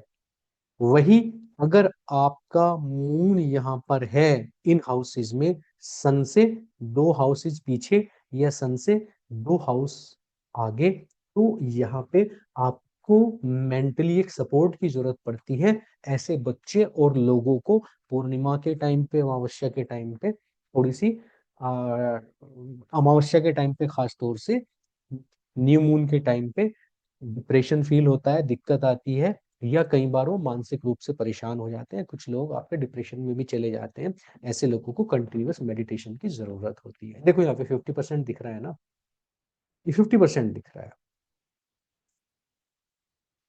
तो नेक्स्ट फुल मून आएगा 7.5 दिन में, यानी कि अष्टमी है इस दिन, 50% ये दिख रहा है, और ये आपका जा रहा है पूर्णिमा की तरफ। इसको देखो, ये आपका जो है नेक्स्ट मून दिखा रहा है, आपका न्यू मून 7 दिन में, यानी कि 7 दिन के बाद अमावस्या आ जाएगी। ये भी आधा है मगर हर दिन कम हो रहा है, 50% पे अष्टमी है। Sun and moon are 270 degree apart, यानी कि आपके कृष्ण पक्ष की अष्टमी है ये। और आपका जो ऑस्पिशियस टाइम था वो एंड हो गया है। अब इसके बाद देखिए, अगर कोई मुहूर्त जैसे आप करते हैं ना, कोई काम स्टार्ट करना है, कुछ करना है, तो भी आप इस ड्यूरेशन में स्टार्ट कर लें।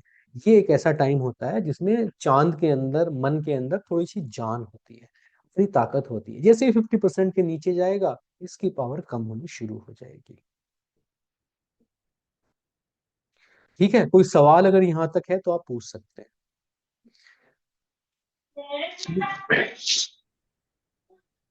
हाँ जी। सर एक सवाल है छोटा सा। जी रजीत जी बताइए। सर सवाल ये है कि उस पॉइंट को जो अभी थोड़ी देर पहले आपने बताया था कि जैसे आपका जब भी एकादशी, शुक्ल पक्ष की एकादशी से पूर्णिमा और पूर्णिमा से अमावस्या के बीच में मून जाता है, तो किस समय, मैं थोड़ा सा उसमें मेरा माइंड थोड़ा उस चीज को कैप्चर नहीं कर पाया, मैं इसलिए सवाल पूछ रहा हूँ कि आपने कहा कि ऐसे बच्चों को थोड़ा मेडिटेशन करना चाहिए जो कब से कब के बीच में हुए हों। देखिए, अमावस्या पे चंद्रमा की लाइट जीरो है। ठीक है। ठीक है, फिर अमावस्या पे चंद्रमा की लाइट जीरो है, तो सन और मून दोनों एक घर में होंगे उस टाइम पे। तो ये जो बच्चे होते हैं, ये मानसिक रूप से सबसे ज्यादा सेंसिटिव बच्चे होते हैं। इनको आपके कंटिन्यूस सपोर्ट की जरूरत है। ठीक है, मैं आपका माइक अभी बंद कर देता हूँ, एक बार ही ऑन करूंगा।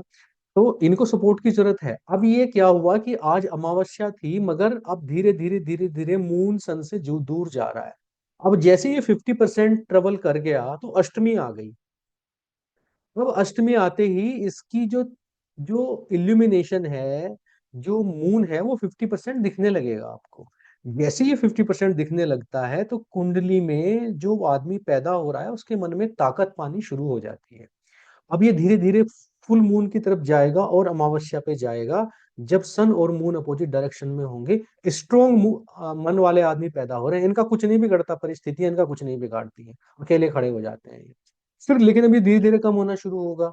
फिर ये ऐसी पोजीशन पे आएगा कृष्ण पक्ष में जब चांद आधा रह गया। अब इससे आगे जब वो सूर्य को अप्रोच करेगा तो और कम कम कम कम कम होते होते जीरो पे चला जाएगा। तो जैसे ही मून सन के नजदीक है, 2 या 3 घर, और वो 50% से कम है, वो अगर किसी की कुंडली में योग है, तो ऐसे बच्चों को सपोर्ट की जरूरत होती है, क्योंकि वो मानसिक रूप से उतने मजबूत पैदा नहीं होते। उनको कहीं ना कहीं से सपोर्ट चाहिए, ये बताया गया है। ठीक है जी, आरती जी बताएं। सर इनके कुंडली में 12वें भाव में केतु है, कहते हैं कि उनको मोक्ष मिल सकता है, राइट? देखिए तो देखिए वो मतलब चांसेस है। तो मेरा प्रश्न ये है कि मेरे दोनों बच्चों का है, तो मैं क्या उनको ऐसे कर्म करवाऊं कि वो फलित हो। देखिए, एक चीज मैं आपको बताता हूँ आरती जी, कि मनुष्य जो योनि है ना, वो कर्म करने के लिए नहीं है,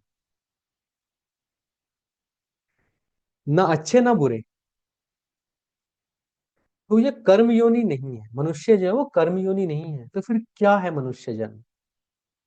इसके लिए स्वामी रामसुख दास कहते हैं कि ये साधन योनि है। साधन योनि मतलब कि ये मोक्ष की यात्रा करने के लिए योनि है। अगर किसी का केतु छठे घर में है, वो भी मोक्ष को प्राप्त कर सकता है और उसे करना चाहिए। मगर सबसे ज्यादा झंझट इसी आदमी के साथ आएंगे जिसके 12वें घर में राहु बैठ गया। अब समस्या क्या होती है, जैसे ही आप किसी बच्चे को या किसी को ये बताते हो कि तुम्हारे 12वें घर में केतु बैठा हुआ है, तुम्हें मोक्ष प्राप्त होगा, तो जिसका राहु बैठा हुआ है वो सो नहीं पाता घर पे जाके। वो उसकी अवचेतन में कहीं ये बैठ जाता है कि तुझे तो मोक्ष मिलेगा ही नहीं। ठीक है, तो हमें अपने बच्चों को, क्लाइंट को, बाकी लोगों को ये कहना है कि भाई अगर तुम्हारा 12वें घर में केतु है तो तुम्हारी स्टार्टिंग आसान होएगी। और अगर राहु है तो स्टार्टिंग मुश्किल होएगी। मगर फिर ये भी बताना है कि जिसकी स्टार्टिंग आसान हो जाती है उसकी सफलता के चांस भी कम हो जाते हैं, और जिसे शुरू में मुसीबतें आती हैं वो मंजिल पे फिर बड़े स्ट्रोंगली पहुंचता है। आपको हर आदमी को इक्वल इसलिए मोटिवेट करना है कि इनवेरिएबली हर एक जो आदमी है वो मोक्ष की यात्रा में जुड़ा हुआ है। किसी को मुश्किलें, किसी को शनि 34 साल तक कुछ करने नहीं देता है, 34 के बाद वो फ्लोरिश करता है। किसी को खूब मौज मस्ती करवाता है पिता की तरफ से, बाद में स्ट्रगल हो जाता है जीवन में। कम ज्यादा किसी को नहीं मिलता, केवल हमारी जीवन यात्रा है। मोक्ष कैसे मिलेगा? एक आदमी को कोड़े खा के मिलेगा, एक आदमी को एसी में बैठ के मिलेगा, डिपेंड करता है पिछले जन्म में क्या करके आया है। मगर केतु 12वें घर वालों को भी मोक्ष मिलेगा, ये तो संभव है ही नहीं। सबको मिलेगा, उनको आसानी से मिलेगा। टेंडेंसीज हैं उनके अंदर बाय बर्थ, उस चीज की तरफ आए हैं वो।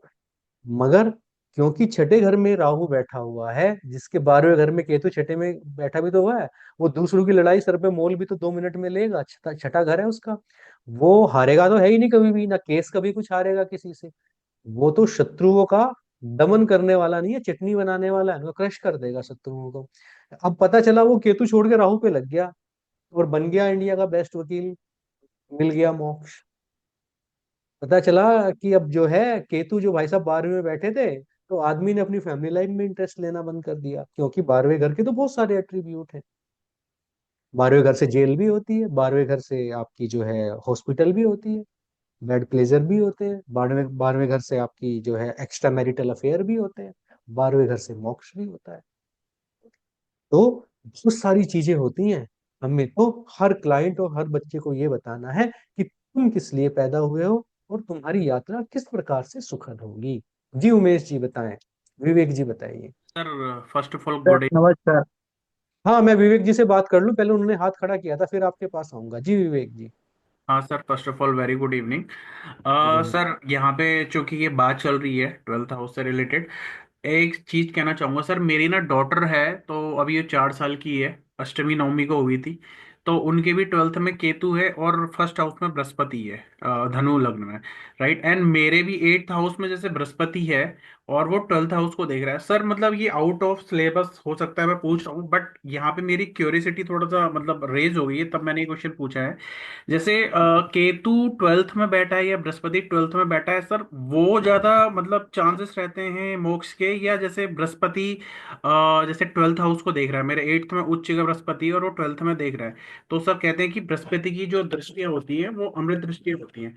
तो सर मतलब चांसेस कैसे ज्यादा रहते हैं, दृष्टियों के ज्यादा रहते हैं या जो ग्रह बैठा है उसके? मतलब ये आउट ऑफ सिलेबस है आई नो, बट सर चूंकि यहाँ पे ये मोक्ष वाली बात आई तो मैं जस्ट सोच रहा था उस देखो, चीज। मैं आउट ऑफ सिलेबस जाना नहीं चाहता, बस एक हिंट कर रहा हूँ आपको जी। कि एक तो त्रिकोण का संबंध बन गया केतु के साथ बृहस्पति का। दूसरे वो बैठा हुआ है 8वें घर में, और 8वें घर की चीजों का अगर आप ढोल बजाओगे, दुनिया को बताओगे, तो एट्रीब्यूट आपको कभी नहीं मिलते हैं।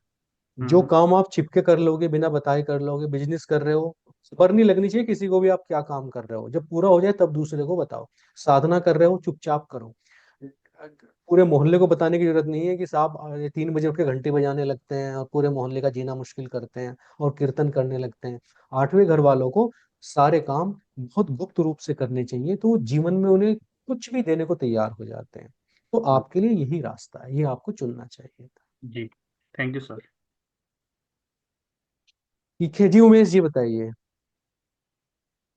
सर मेरा एक सिंपल सा सवाल सवाल था कि जैसे 12वें घर में जैसे बात चल रही है 12वें घर की, तो अगर रवि और गुरु रहते हैं, बृहस्पति और सूर्य भगवान अगर रहते हैं, तो सर उसका क्या फल रहता है? आप मतलब मैं चंद्रमा की बात कर रहा था, आप लोग ना मुझसे प्रिडिक्शन करवाने लग गए। इसका फल ये नहीं होता नहीं, है बस कि ये व्यक्ति अपने परिवार में दोबारा आया है।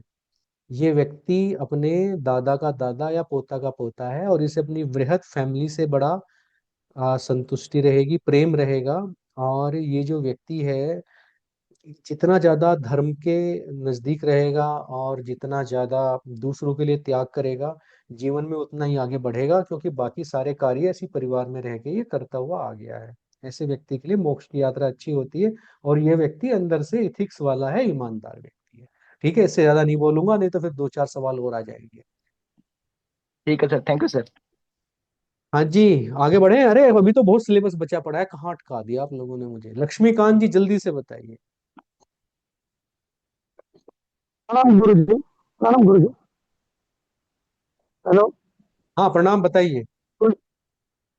गुरु जी, मेरा जन्म अमावस्या का ही दीपावली का दिन मेरा जन्म हुआ है, लेकिन उसमें सन मून के साथ मरकरी भी है।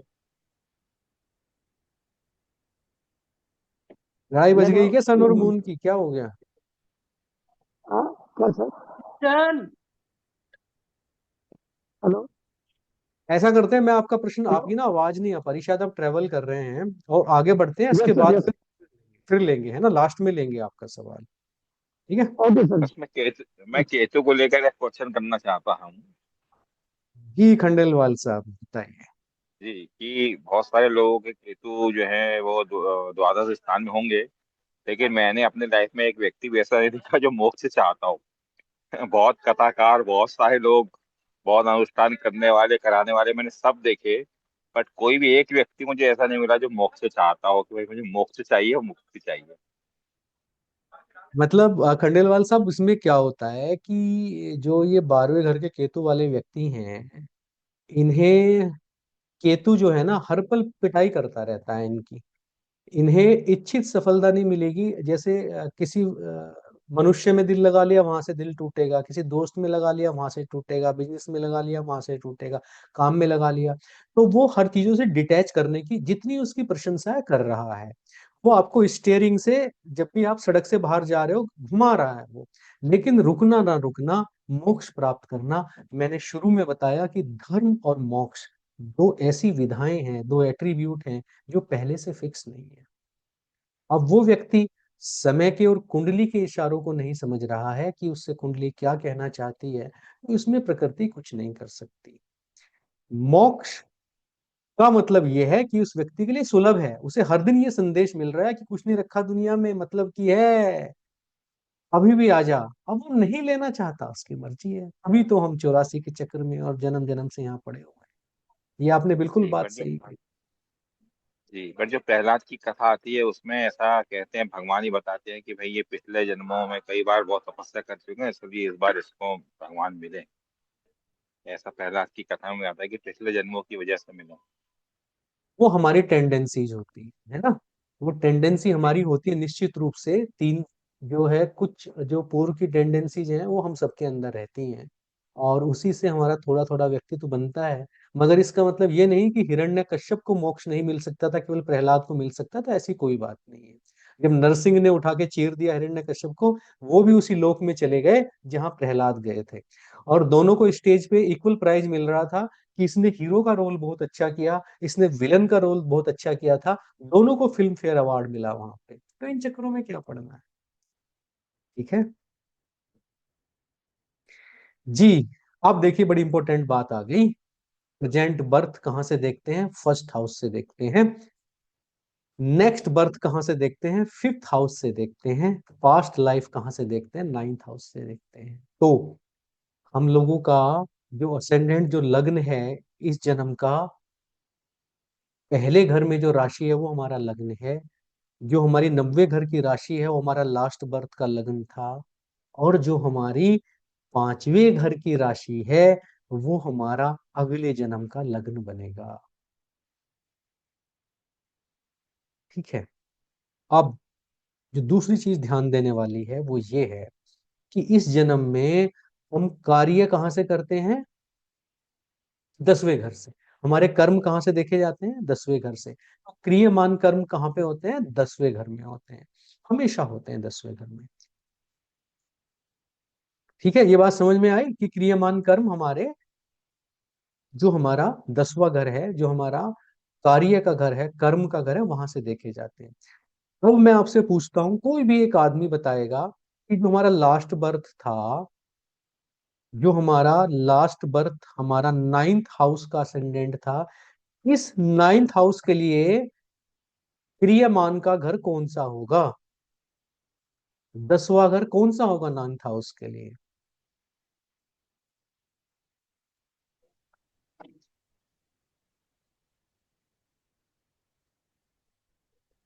एक, दो, सर चौथा। छठा घर।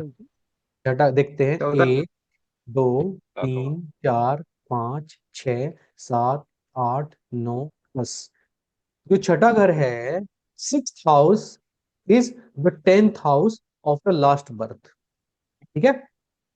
तो पिछले जन्म में हमने जो भी कर्म किए थे वो कहां से देखे जाएंगे? छठे घर से। तो हमारा प्रारब्ध कहां से देखा जाएगा? 6th हाउस से, क्योंकि ये हमारे पिछले जन्मों के कर्म हैं। प्रारब्ध कहां से डिसाइड होता है? छठे घर से डिसाइड होता है, याद रखना। छठे घर के जो एट्रीब्यूट हैं, 6th हाउस के जो एट्रीब्यूट हैं, उनकी कोई रेमेडी नहीं हो सकती प्रारब्ध को, क्योंकि छेड़छाड़ प्रारब्ध के साथ नहीं हो सकती, फल को आप नहीं बदल सकते। तो इसलिए छठे घर की रेमेडी कभी नहीं करनी है। 6th हाउस की रेमेडी काम नहीं करती है। 6th हाउस में जो लिखा गया वो होके रहता है और होएगा जरूर।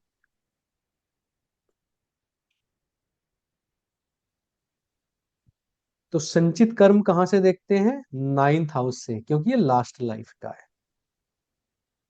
आगामी कर्म कहां से देखते हैं? 4th हाउस से, क्योंकि जो हम कर्म कर रहे हैं 10वें घर में कर रहे हैं, तो ये जो हम कर रहे हैं उसके सामने अपोजिट जो हम विचार कर रहे हैं, जो हमारे अभी मन में चल रहा है, उसको बोलते हैं आगामी कर्म। ये हमारे मन में चलता रहता है, तो इनको बोलते हैं आगामी कर्म। कहां से देखते हैं आगामी कर्म? सॉरी, गलत लिखा गया, चौथे घर से देखते हैं।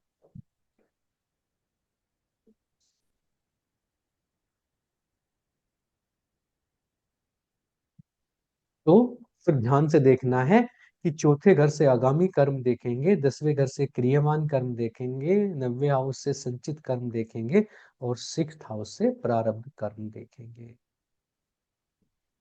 किसी की भी कुंडली में, आप भी अपनी कुंडली में ये सारी चीजें ऐसे ही देख सकते हो। 4 6 9 10। 4 6 9 10 1 2 3 4 5 6 7 8 9 10। ठीक है, ये स्लाइड आप लोगों के पास पहले से है। अब देखिए इंदिरा गांधी जी के चार्ट को एवी सुंदरम जी ने जो एक्सप्लेन किया है, मैं आप लोगों के सामने इसको देता हूं, देखिए। चौथा 6वा 9वा 10वा। पण ते मागच्या याच्यामध्ये ना स्वतः शनी आहे, ते याच्या प्रारंभामध्ये शनी आहे ते म्हणजे प्रारंभामध्ये म्हणजे पहले आप, शनीचे बुक। नहीं नहीं नहीं, आप जो है इनके छठे घर पे आइए। छठे घर में कौन सी सर राशि है? सबको म्यूट कर दीजिए, सबको म्यूट कर दीजिए सर। सबको म्यूट कर दिया। प्लीज कोई भी अपना अब माइक ऑन न करे।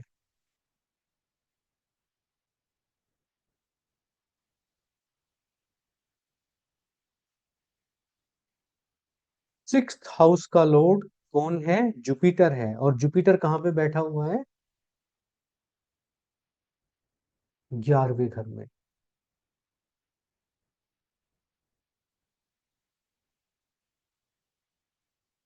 है। ध्यान से देखना है इस चीज को। इंदिरा गांधी जी के छठे घर का जो राशि है वो है सेजिटेरस, धनु राशि है। और धनु राशि का स्वामी होता है जुपिटर, बृहस्पति, और वो कहाँ बैठा है? 11वें घर में बैठा हुआ है। The Lord of 6th house is important here. 6th Lord is in 11th house. The attribute of 11th house की क्या होती है? बड़े भाई बहनों को देखते हैं, लाभ भाव होता है ये, है ना। जो हमारे बचपन के फ्रेंड हैं वो हम 3 नंबर से देखते हैं, और जब हम बड़े हो जाते हैं, कार्य क्षेत्र में आ जाते हैं, तो जो हमारे लंबे टाइम के फ्रेंड्स होते हैं वो 11वें घर से देखते हैं। तो 11वें घर से हम बड़े भाई बहन को देखते हैं, दोस्तों को देखते हैं, अपने लाभ जो होते हैं हमारी जिंदगी में, फायदे, उनको देखते हैं। तो क्योंकि छठे घर का स्वामी 11वें घर में गया, तो उसने क्या किया कि she has no older brother. यहाँ के हाउसेस में एक चीज को खराब किया, एक चीज को अच्छा किया, कि कोई भाई बहन नहीं है, मगर फ्रेंड बहुत सारे। ये एट्रीब्यूट आया। दूसरा देखते हैं, पांचवा घर किसका होता है? चिल्ड्रन का होता है। तो पांचवें घर का मारक घर कौन सा हुआ? 11वां घर। तो क्योंकि बृहस्पति 11वें घर में था, तो 11वें का से 7वां घर पांचवा है, और पांचवें से 11वां घर 7वां है। 11th house is the maraka for the 5th house. She lost her children untimely. इसके लिए मारक घर हो गया है, पांचवें घर के लिए।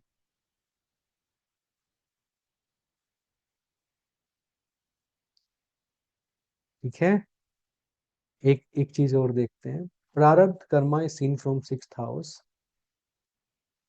जो जहां पे जुपिटर बैठे हैं, जहां पे 6th घर के मालिक बैठे हुए हैं, वो इनका चौथे घर से 8वां घर है। 8वां घर किस चीज का होता है? मृत्यु का। और चौथा घर किसका होता है? माता का। She lost her mother early. तो कितने एट्रीब्यूट आप निकलते हुए देख रहे हो?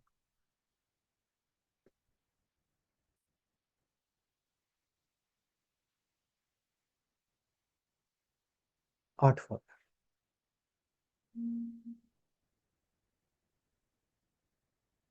4th house of the mother. अपनी अपनी कुंडली को एनालाइज करना है और मुझे शेयर करना है। आप देखोगे कि आपके छठे घर में अगर एक्यूरेट है, कई बार हमारे टाइम ऊपर नीचे होते हैं, कई बार हम जो सॉफ्टवेयर पे बनाते हैं ना, वहाँ पे केपी अवांशा या आप कुछ जो है लहरी अवांशा और पता नहीं क्या क्या आप लोग सिलेक्ट कर लेते हो, और कई बार आपके ग्रह इधर उधर हो जाते हैं। बिल्कुल सिंपल वाली कुंडली बनानी है।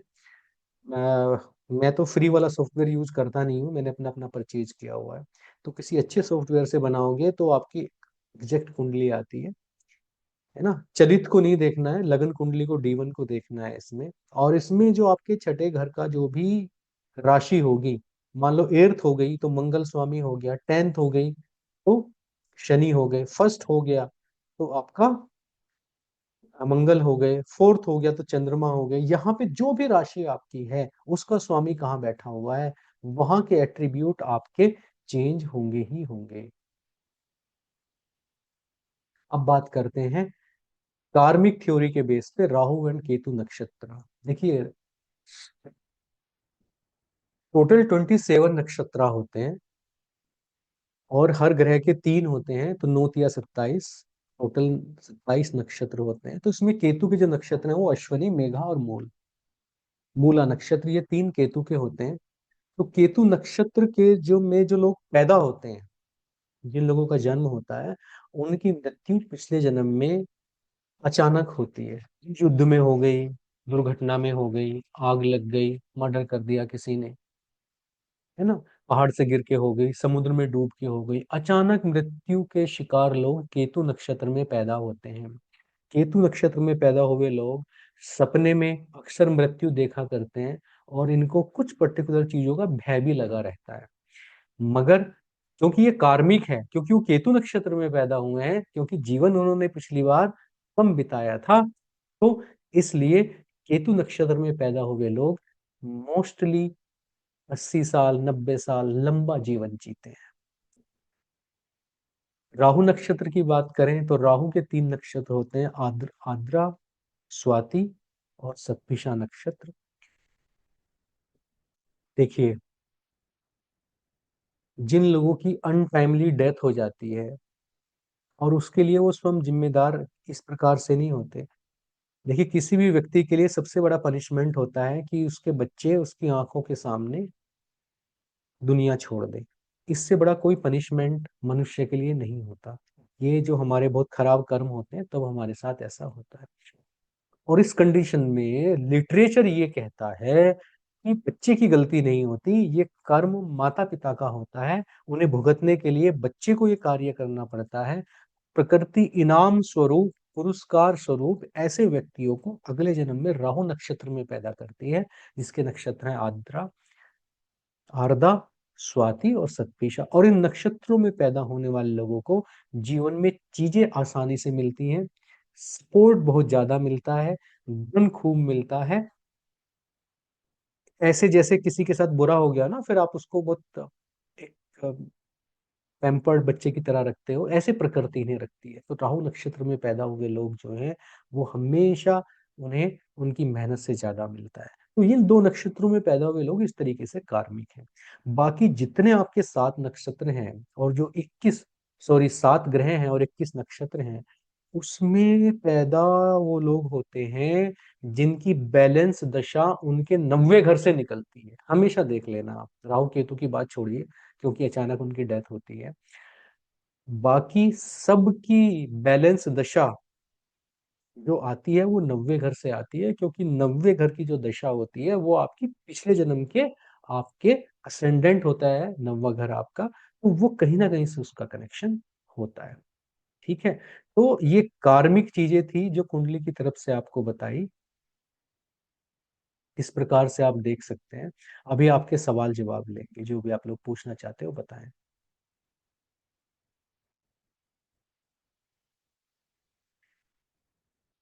अनन्या जी का हैंड सबसे पहले रेज हुआ था काफी देर पहले, बताइए, आप बताइए। सर एक्चुअली वो मुझे इंदिरा गांधी का एग्जाम्पल अभी भी नहीं समझा है, क्योंकि आप वो 11 के साथ जो चौथा घर, छठा घर, पांच मदर का घर वगैरह जो कनेक्शन किया, वो किस बेसिस पे किया, so that if I have to apply it on my कुंडली, वो नहीं क्लियर है। आपकी कुंडली ले सकते हैं अभी? हाँ सर। कैसे? कैसे? व्हाट्सएप पे भेजो आपको। भेजो।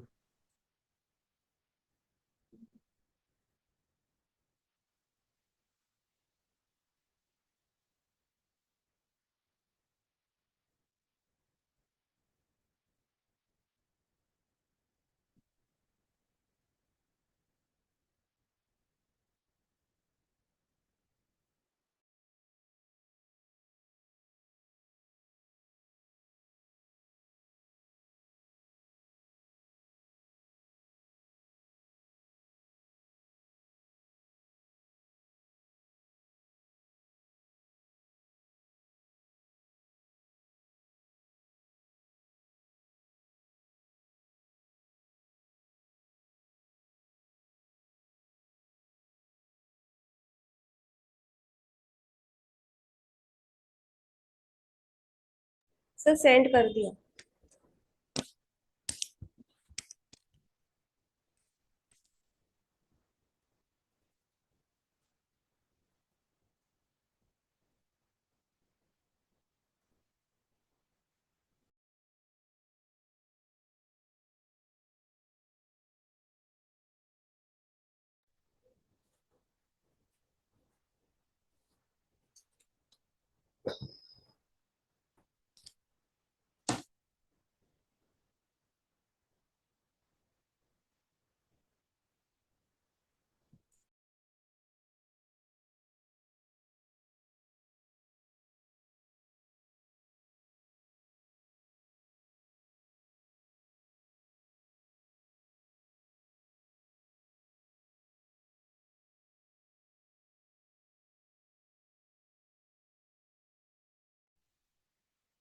हाँ जी अनन्या, आपकी कुंडली है ना ये?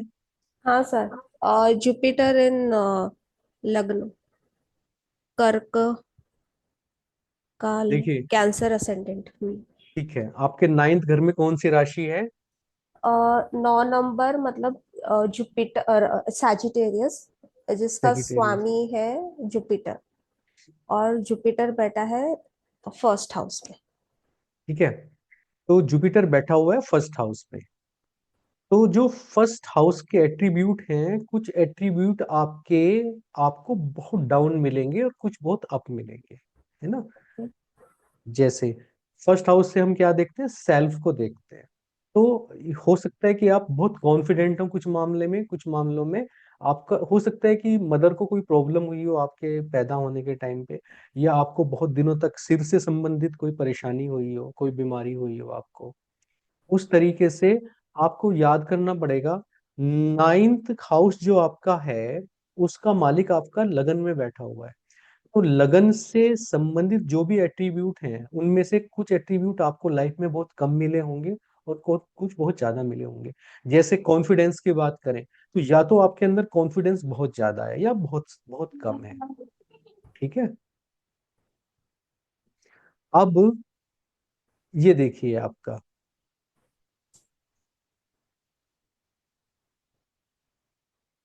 जो आपका लगन है, इससे सातवां घर जो यहाँ पे है, लगन से सातवां घर ये हो गया आपका। आपका तो मतलब सीधे सीधे ही हो गया। तो इसका जो है ये आपका हो गया पार्टनर का हाउस। आपके सामने हो गया पार्टनर का हाउस। हाँ। अगर अगर आप किसी के साथ बिजनेस में पार्टनरशिप करेंगी, तो हो सकता है कि आपकी पार्टनरशिप चलने में दिक्कत आए, क्योंकि आपका ये इसका मारक हाउस हो गया सामने वाला। तो ये जो सामने वाला पार्ट है, ये आपको कहीं ना कहीं सफर होता दिखाई देगा। ओके। ठीक है। ये आपका लगन है। ये लगन से 10वां घर आपका किस चीज का होता है? प्रोफेशन। प्रोफेशन का। तो हो सकता है आपको प्रोफेशन में दिक्कत आए और कंटिन्यूअसली आपको प्रोफेशन चेंज करना पड़े। ओके। ठीक है। मगर वहां पे एक मैसेज है आपके लिए। वहां पे ना सन बैठा हुआ है। हाँ। अगर आप कोई भी ऐसा काम करेंगी जहां पे आपका लेना देना गवर्नमेंट के साथ हो, ओके। तो बढ़िया चल जाएगा। अच्छा।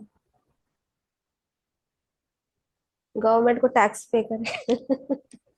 हाँ, मतलब जैसे भी जो भी आप कर रहे हो, मुझे नहीं पता आप जो भी कर रहे हो, हाँ। मगर गवर्नमेंट का इन्वॉल्व कहीं पे होने से ठीक रहेगा।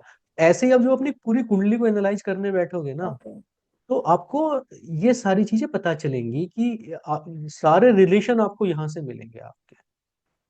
अच्छा। ठीक है। ओके और सर। कुछ और कुछ सवाल हो तो बताइए। नहीं सर, जैसे नहीं आप नहीं नहीं, बोले। मैं सॉरी बाकी सर। लोगों, ओके। हाँ मैं बाकी लोगों को थैंक यू बोल सर। रहा हूँ। हाँ जी, हाँ जी। सर, इंदिरा इंदिरा गांधी की तरह मेरे पास एक सेम टू सेम कुंडली है।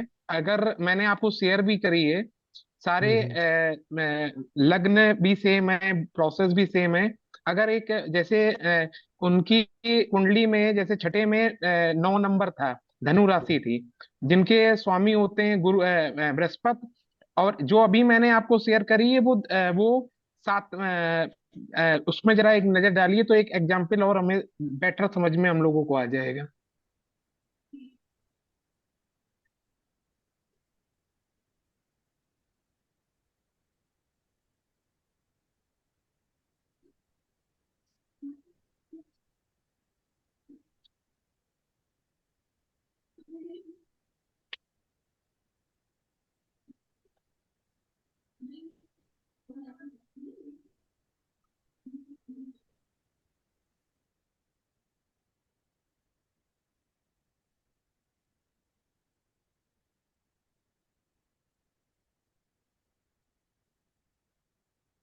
यही वाली है।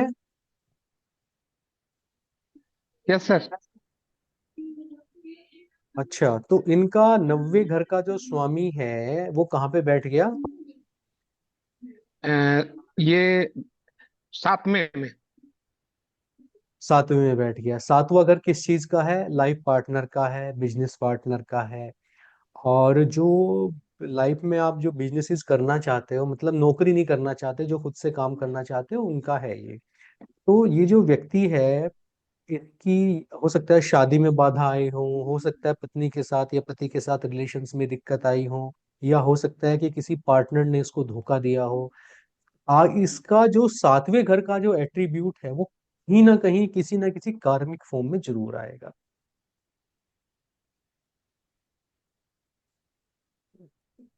ये आदमी को सेल्फ एनालाइज करनी पड़ती है। इनका जो 7वां है वो इनका अपना खुद का लग्न है।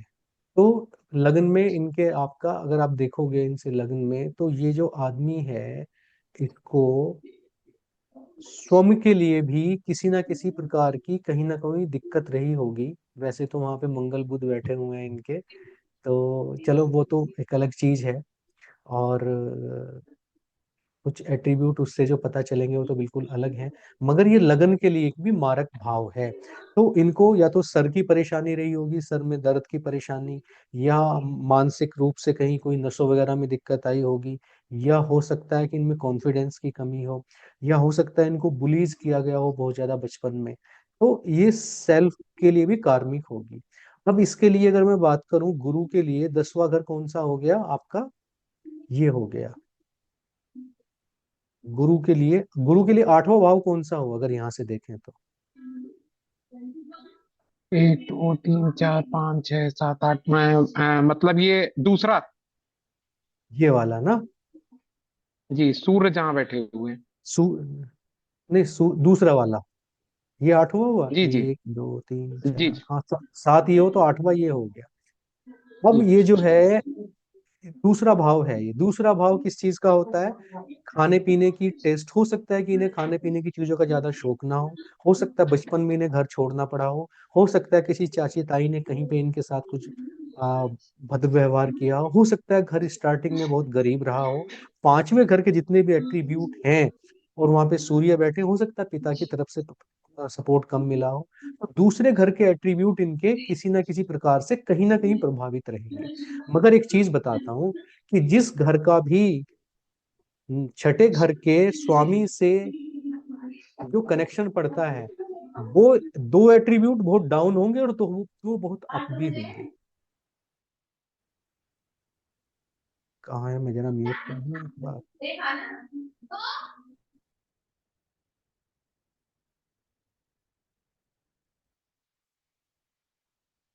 हाँ जी, स्क्रीन दिख रही है ना सबको? नहीं सर, अच्छा, नहीं, दिखाई नहीं दे रहा। नहीं दिख रहा तो आप लोगों को क्या समझ में आ रहा होगा फिर? अच्छा, अभी दिखा स्क्रीन? वो अनन्या जी वाली भी स्क्रीन दिखी थी नहीं? नहीं देखी थी सर।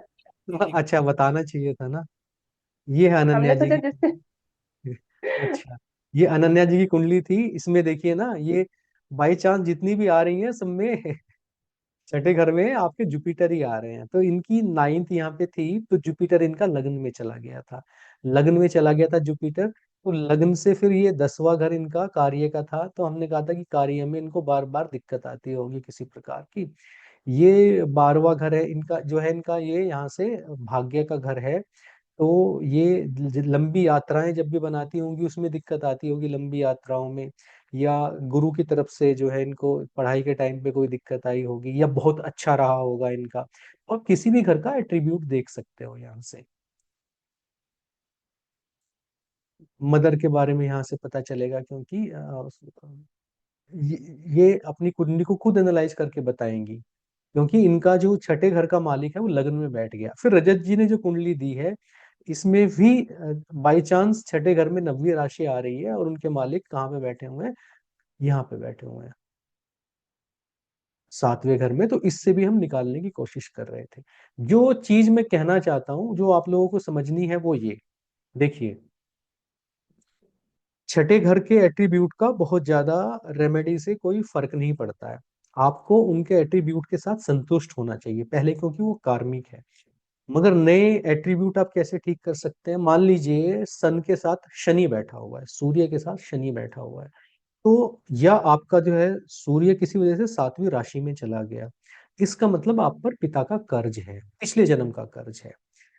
कर्ज है तो इस जन्म में कुछ भी करके आपको पिता की सेवा करनी है। ये मैसेज है, कार्मिक मैसेज है। इसका मतलब ये नहीं है कि आप सुबह सूर्य को जल चढ़ा देंगे और आदित्य स्रोत का पाठ कर लेंगे तो आप उससे बच जाएंगे।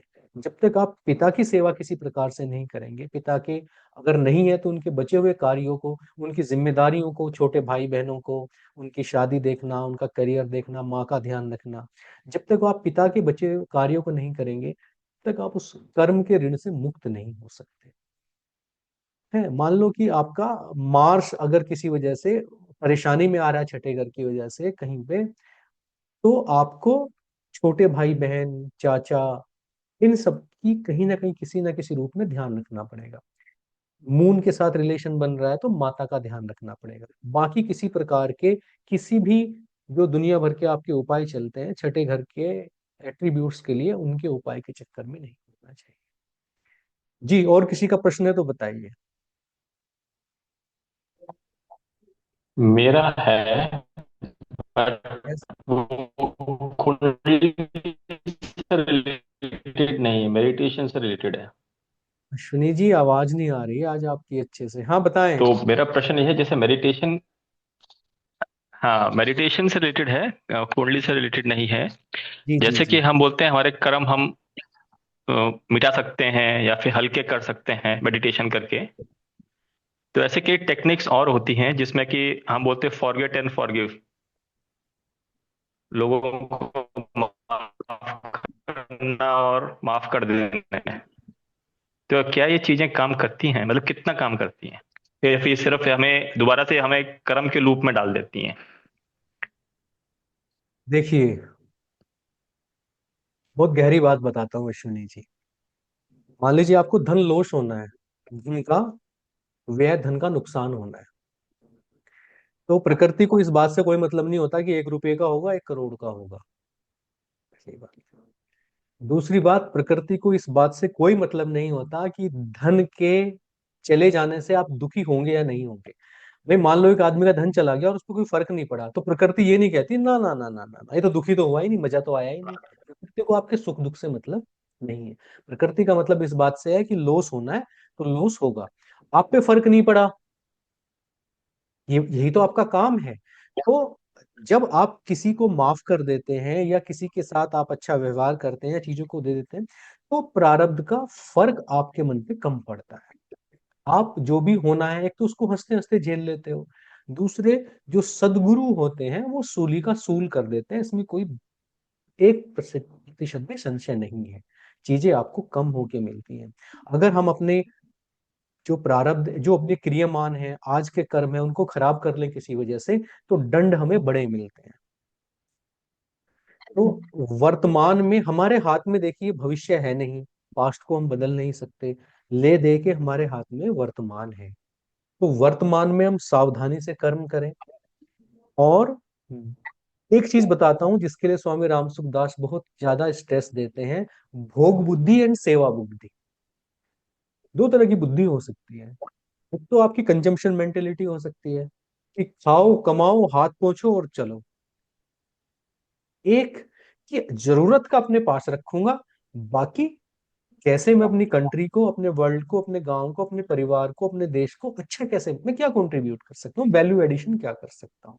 तो जब आप वैल्यू एडिशन के बारे में सोचते हो, तो ऐसा होता है जीवन में कि आपकी चीजें आपको कम होके मिलने लगती हैं। और ये सब सॉफ्टवेयर कंट्रोल्ड है, इसमें भगवान बैठ के नहीं करता है, ये सारी एल्गोरिदम इस दुनिया के सॉफ्टवेयर में लिखी हुई है। तो वर्तमान हमारे हाथ में है और हमें उसे हमेशा अच्छा करना चाहिए। काम में मिनिमम 20% से ज्यादा शरीर, समय और ऊर्जा ना लगाएं, बाकी 80% अच्छे कार्यों में लगाएं, तो यहाँ से बढ़िया जीवन जाएगा, सबका केतु 12वें घर में हो जाएगा, कोई दिक्कत की बात धन्यवाद। नहीं। ओके। सर एक सवाल है। हाँ जी, नीलम, नीलम जी बोल रही हैं। प्रणाम जी। हाँ प्रणाम प्रणाम नीलम जी, सर बताइए। नवे घर में राहु के साथ मंगल बैठा है, तो इसका क्या मतलब है सर? मैंने जन्म पत्री भेजी व्हाट्सएप पे, हम्म। ऐसा दिखा अरे करके। मुझे मुझे एस्ट्रोलॉजी थोड़ी ना आती है, मैं तो ना कर्मा एनालिसिस कर रहा था, मैं तो न्यूमरोलॉजिस्ट हूँ, मुझे एस्ट्रोलॉजी नहीं आती। किसकी है सर मेरे कुंडली? बेटे ये संचित कर्म का आपने बताया ना, नौवा घर जो है संचित कर्म का होता है, तो तो संचित कर्म के इसमें। ये देखिए, या तो ये किसी राजा का सेनापति था या ये फौज में था। और इसका जो गुस्सा है मैडम, ये इसको संभाल के रखना। ये घर के बाहर जब गुस्सा करेगा तो वो कंट्रोल में आएगा नहीं गुस्सा इसका, इसको शांत रखना है हमेशा। ठीक है। सर मेडिटेशन करता है ये 7-8 साल से, तो है तो है, शांत, यूं तो शांत है। मेडिटेशन खूब करता है 7-8 साल से। बहुत ही अच्छी बात है, इसके बाकी के ग्रह अलाइन है बहुत अच्छे से। तो देखिए, इसको मंगल राहु एक तो इसकी शरीर में ताकत ज्यादा दिनों तक रखेंगे, और ये मेहनत से काम करेगा बच्चा। इसको कितने साल का हो गया? सर इसका ये 35, हाँ तो 88 इनको का बोल जन्म है। हाँ तो इनको बोलिए कि हर 6 महीने पे ब्लड डोनेट करेंगे। मंगल राहु की सबसे बड़ी युति है ये, लाल रंग की चीजों से दूर रहेंगे और ब्लड डोनेट करेंगे हर 6 महीने पे। सब बढ़िया चलेगा, ना एक्सीडेंट ना झगड़ा, नहीं कुछ नहीं होएगा। बहुत बढ़िया है, बहुत बढ़िया है। मेडिटेशन तो 90 घर की सबसे बढ़िया युति है। अच्छा ठीक है, तो 10 बज गए। फिर बाकी ग्रुप पे डिस्कस करेंगे आप अपन लोग, ठीक है? सर जाने से पहले एक चीज कहना चाहूंगा डायरेक्टली आपको, बस एक एक मिनट देना चाहूंगा। आपने जो बोला हाँ। ना कि आपको ये एस्ट्रोलॉजी नहीं आती, सर आपके प्रेडिक्शन इतने एक्यूरेट रहते हैं। मैंने इतने पेड कंसल्टेशन लिए, उनकी उनकी कंसल्टेशन उतनी ही, मतलब 40-50 मैं कह सकता हूँ। आपकी जो आप बोलते हो ना एक सिंगल वर्ड, वो बिल्कुल 100% करेक्ट रहता है। एटलीस्ट ये मेरे केस में तो है। मैं औरों को जानू नहीं जानू, मेरे केस में मुझे ये लगा। अरे विवेक जी, पता है समस्या इस दुनिया की ये है कि जब आप किसी के प्रेम में पड़ जाते हो ना, उसकी सारी बातें ठीक लगने लगती हैं आपको, बस। और इससे ज्यादा यहाँ कुछ नहीं है। पूरी दुनिया को सर प्रेम में क्यों ले ले आ रहे हो? हम सब बेसिकली एडहेसिव जो हमें बनाया गया ना, यूनिवर्स का बेसिक बिल्डिंग ब्लॉक, वो प्रेम ही है। जिस दिन ये बात समझ में आ जाएगी उस दिन बस फिर मजे ही मजे हैं। ठीक है, चलिए फिर। सर और हाँ, जो निस्वार्थ भाव से काम करते हैं ना, उसका रिजल्ट अलग ही होता है। उसका रिजल्ट अलग है। वही सेवा बुद्धि और जो भोग बुद्धि मैंने बताई। नमस्कार।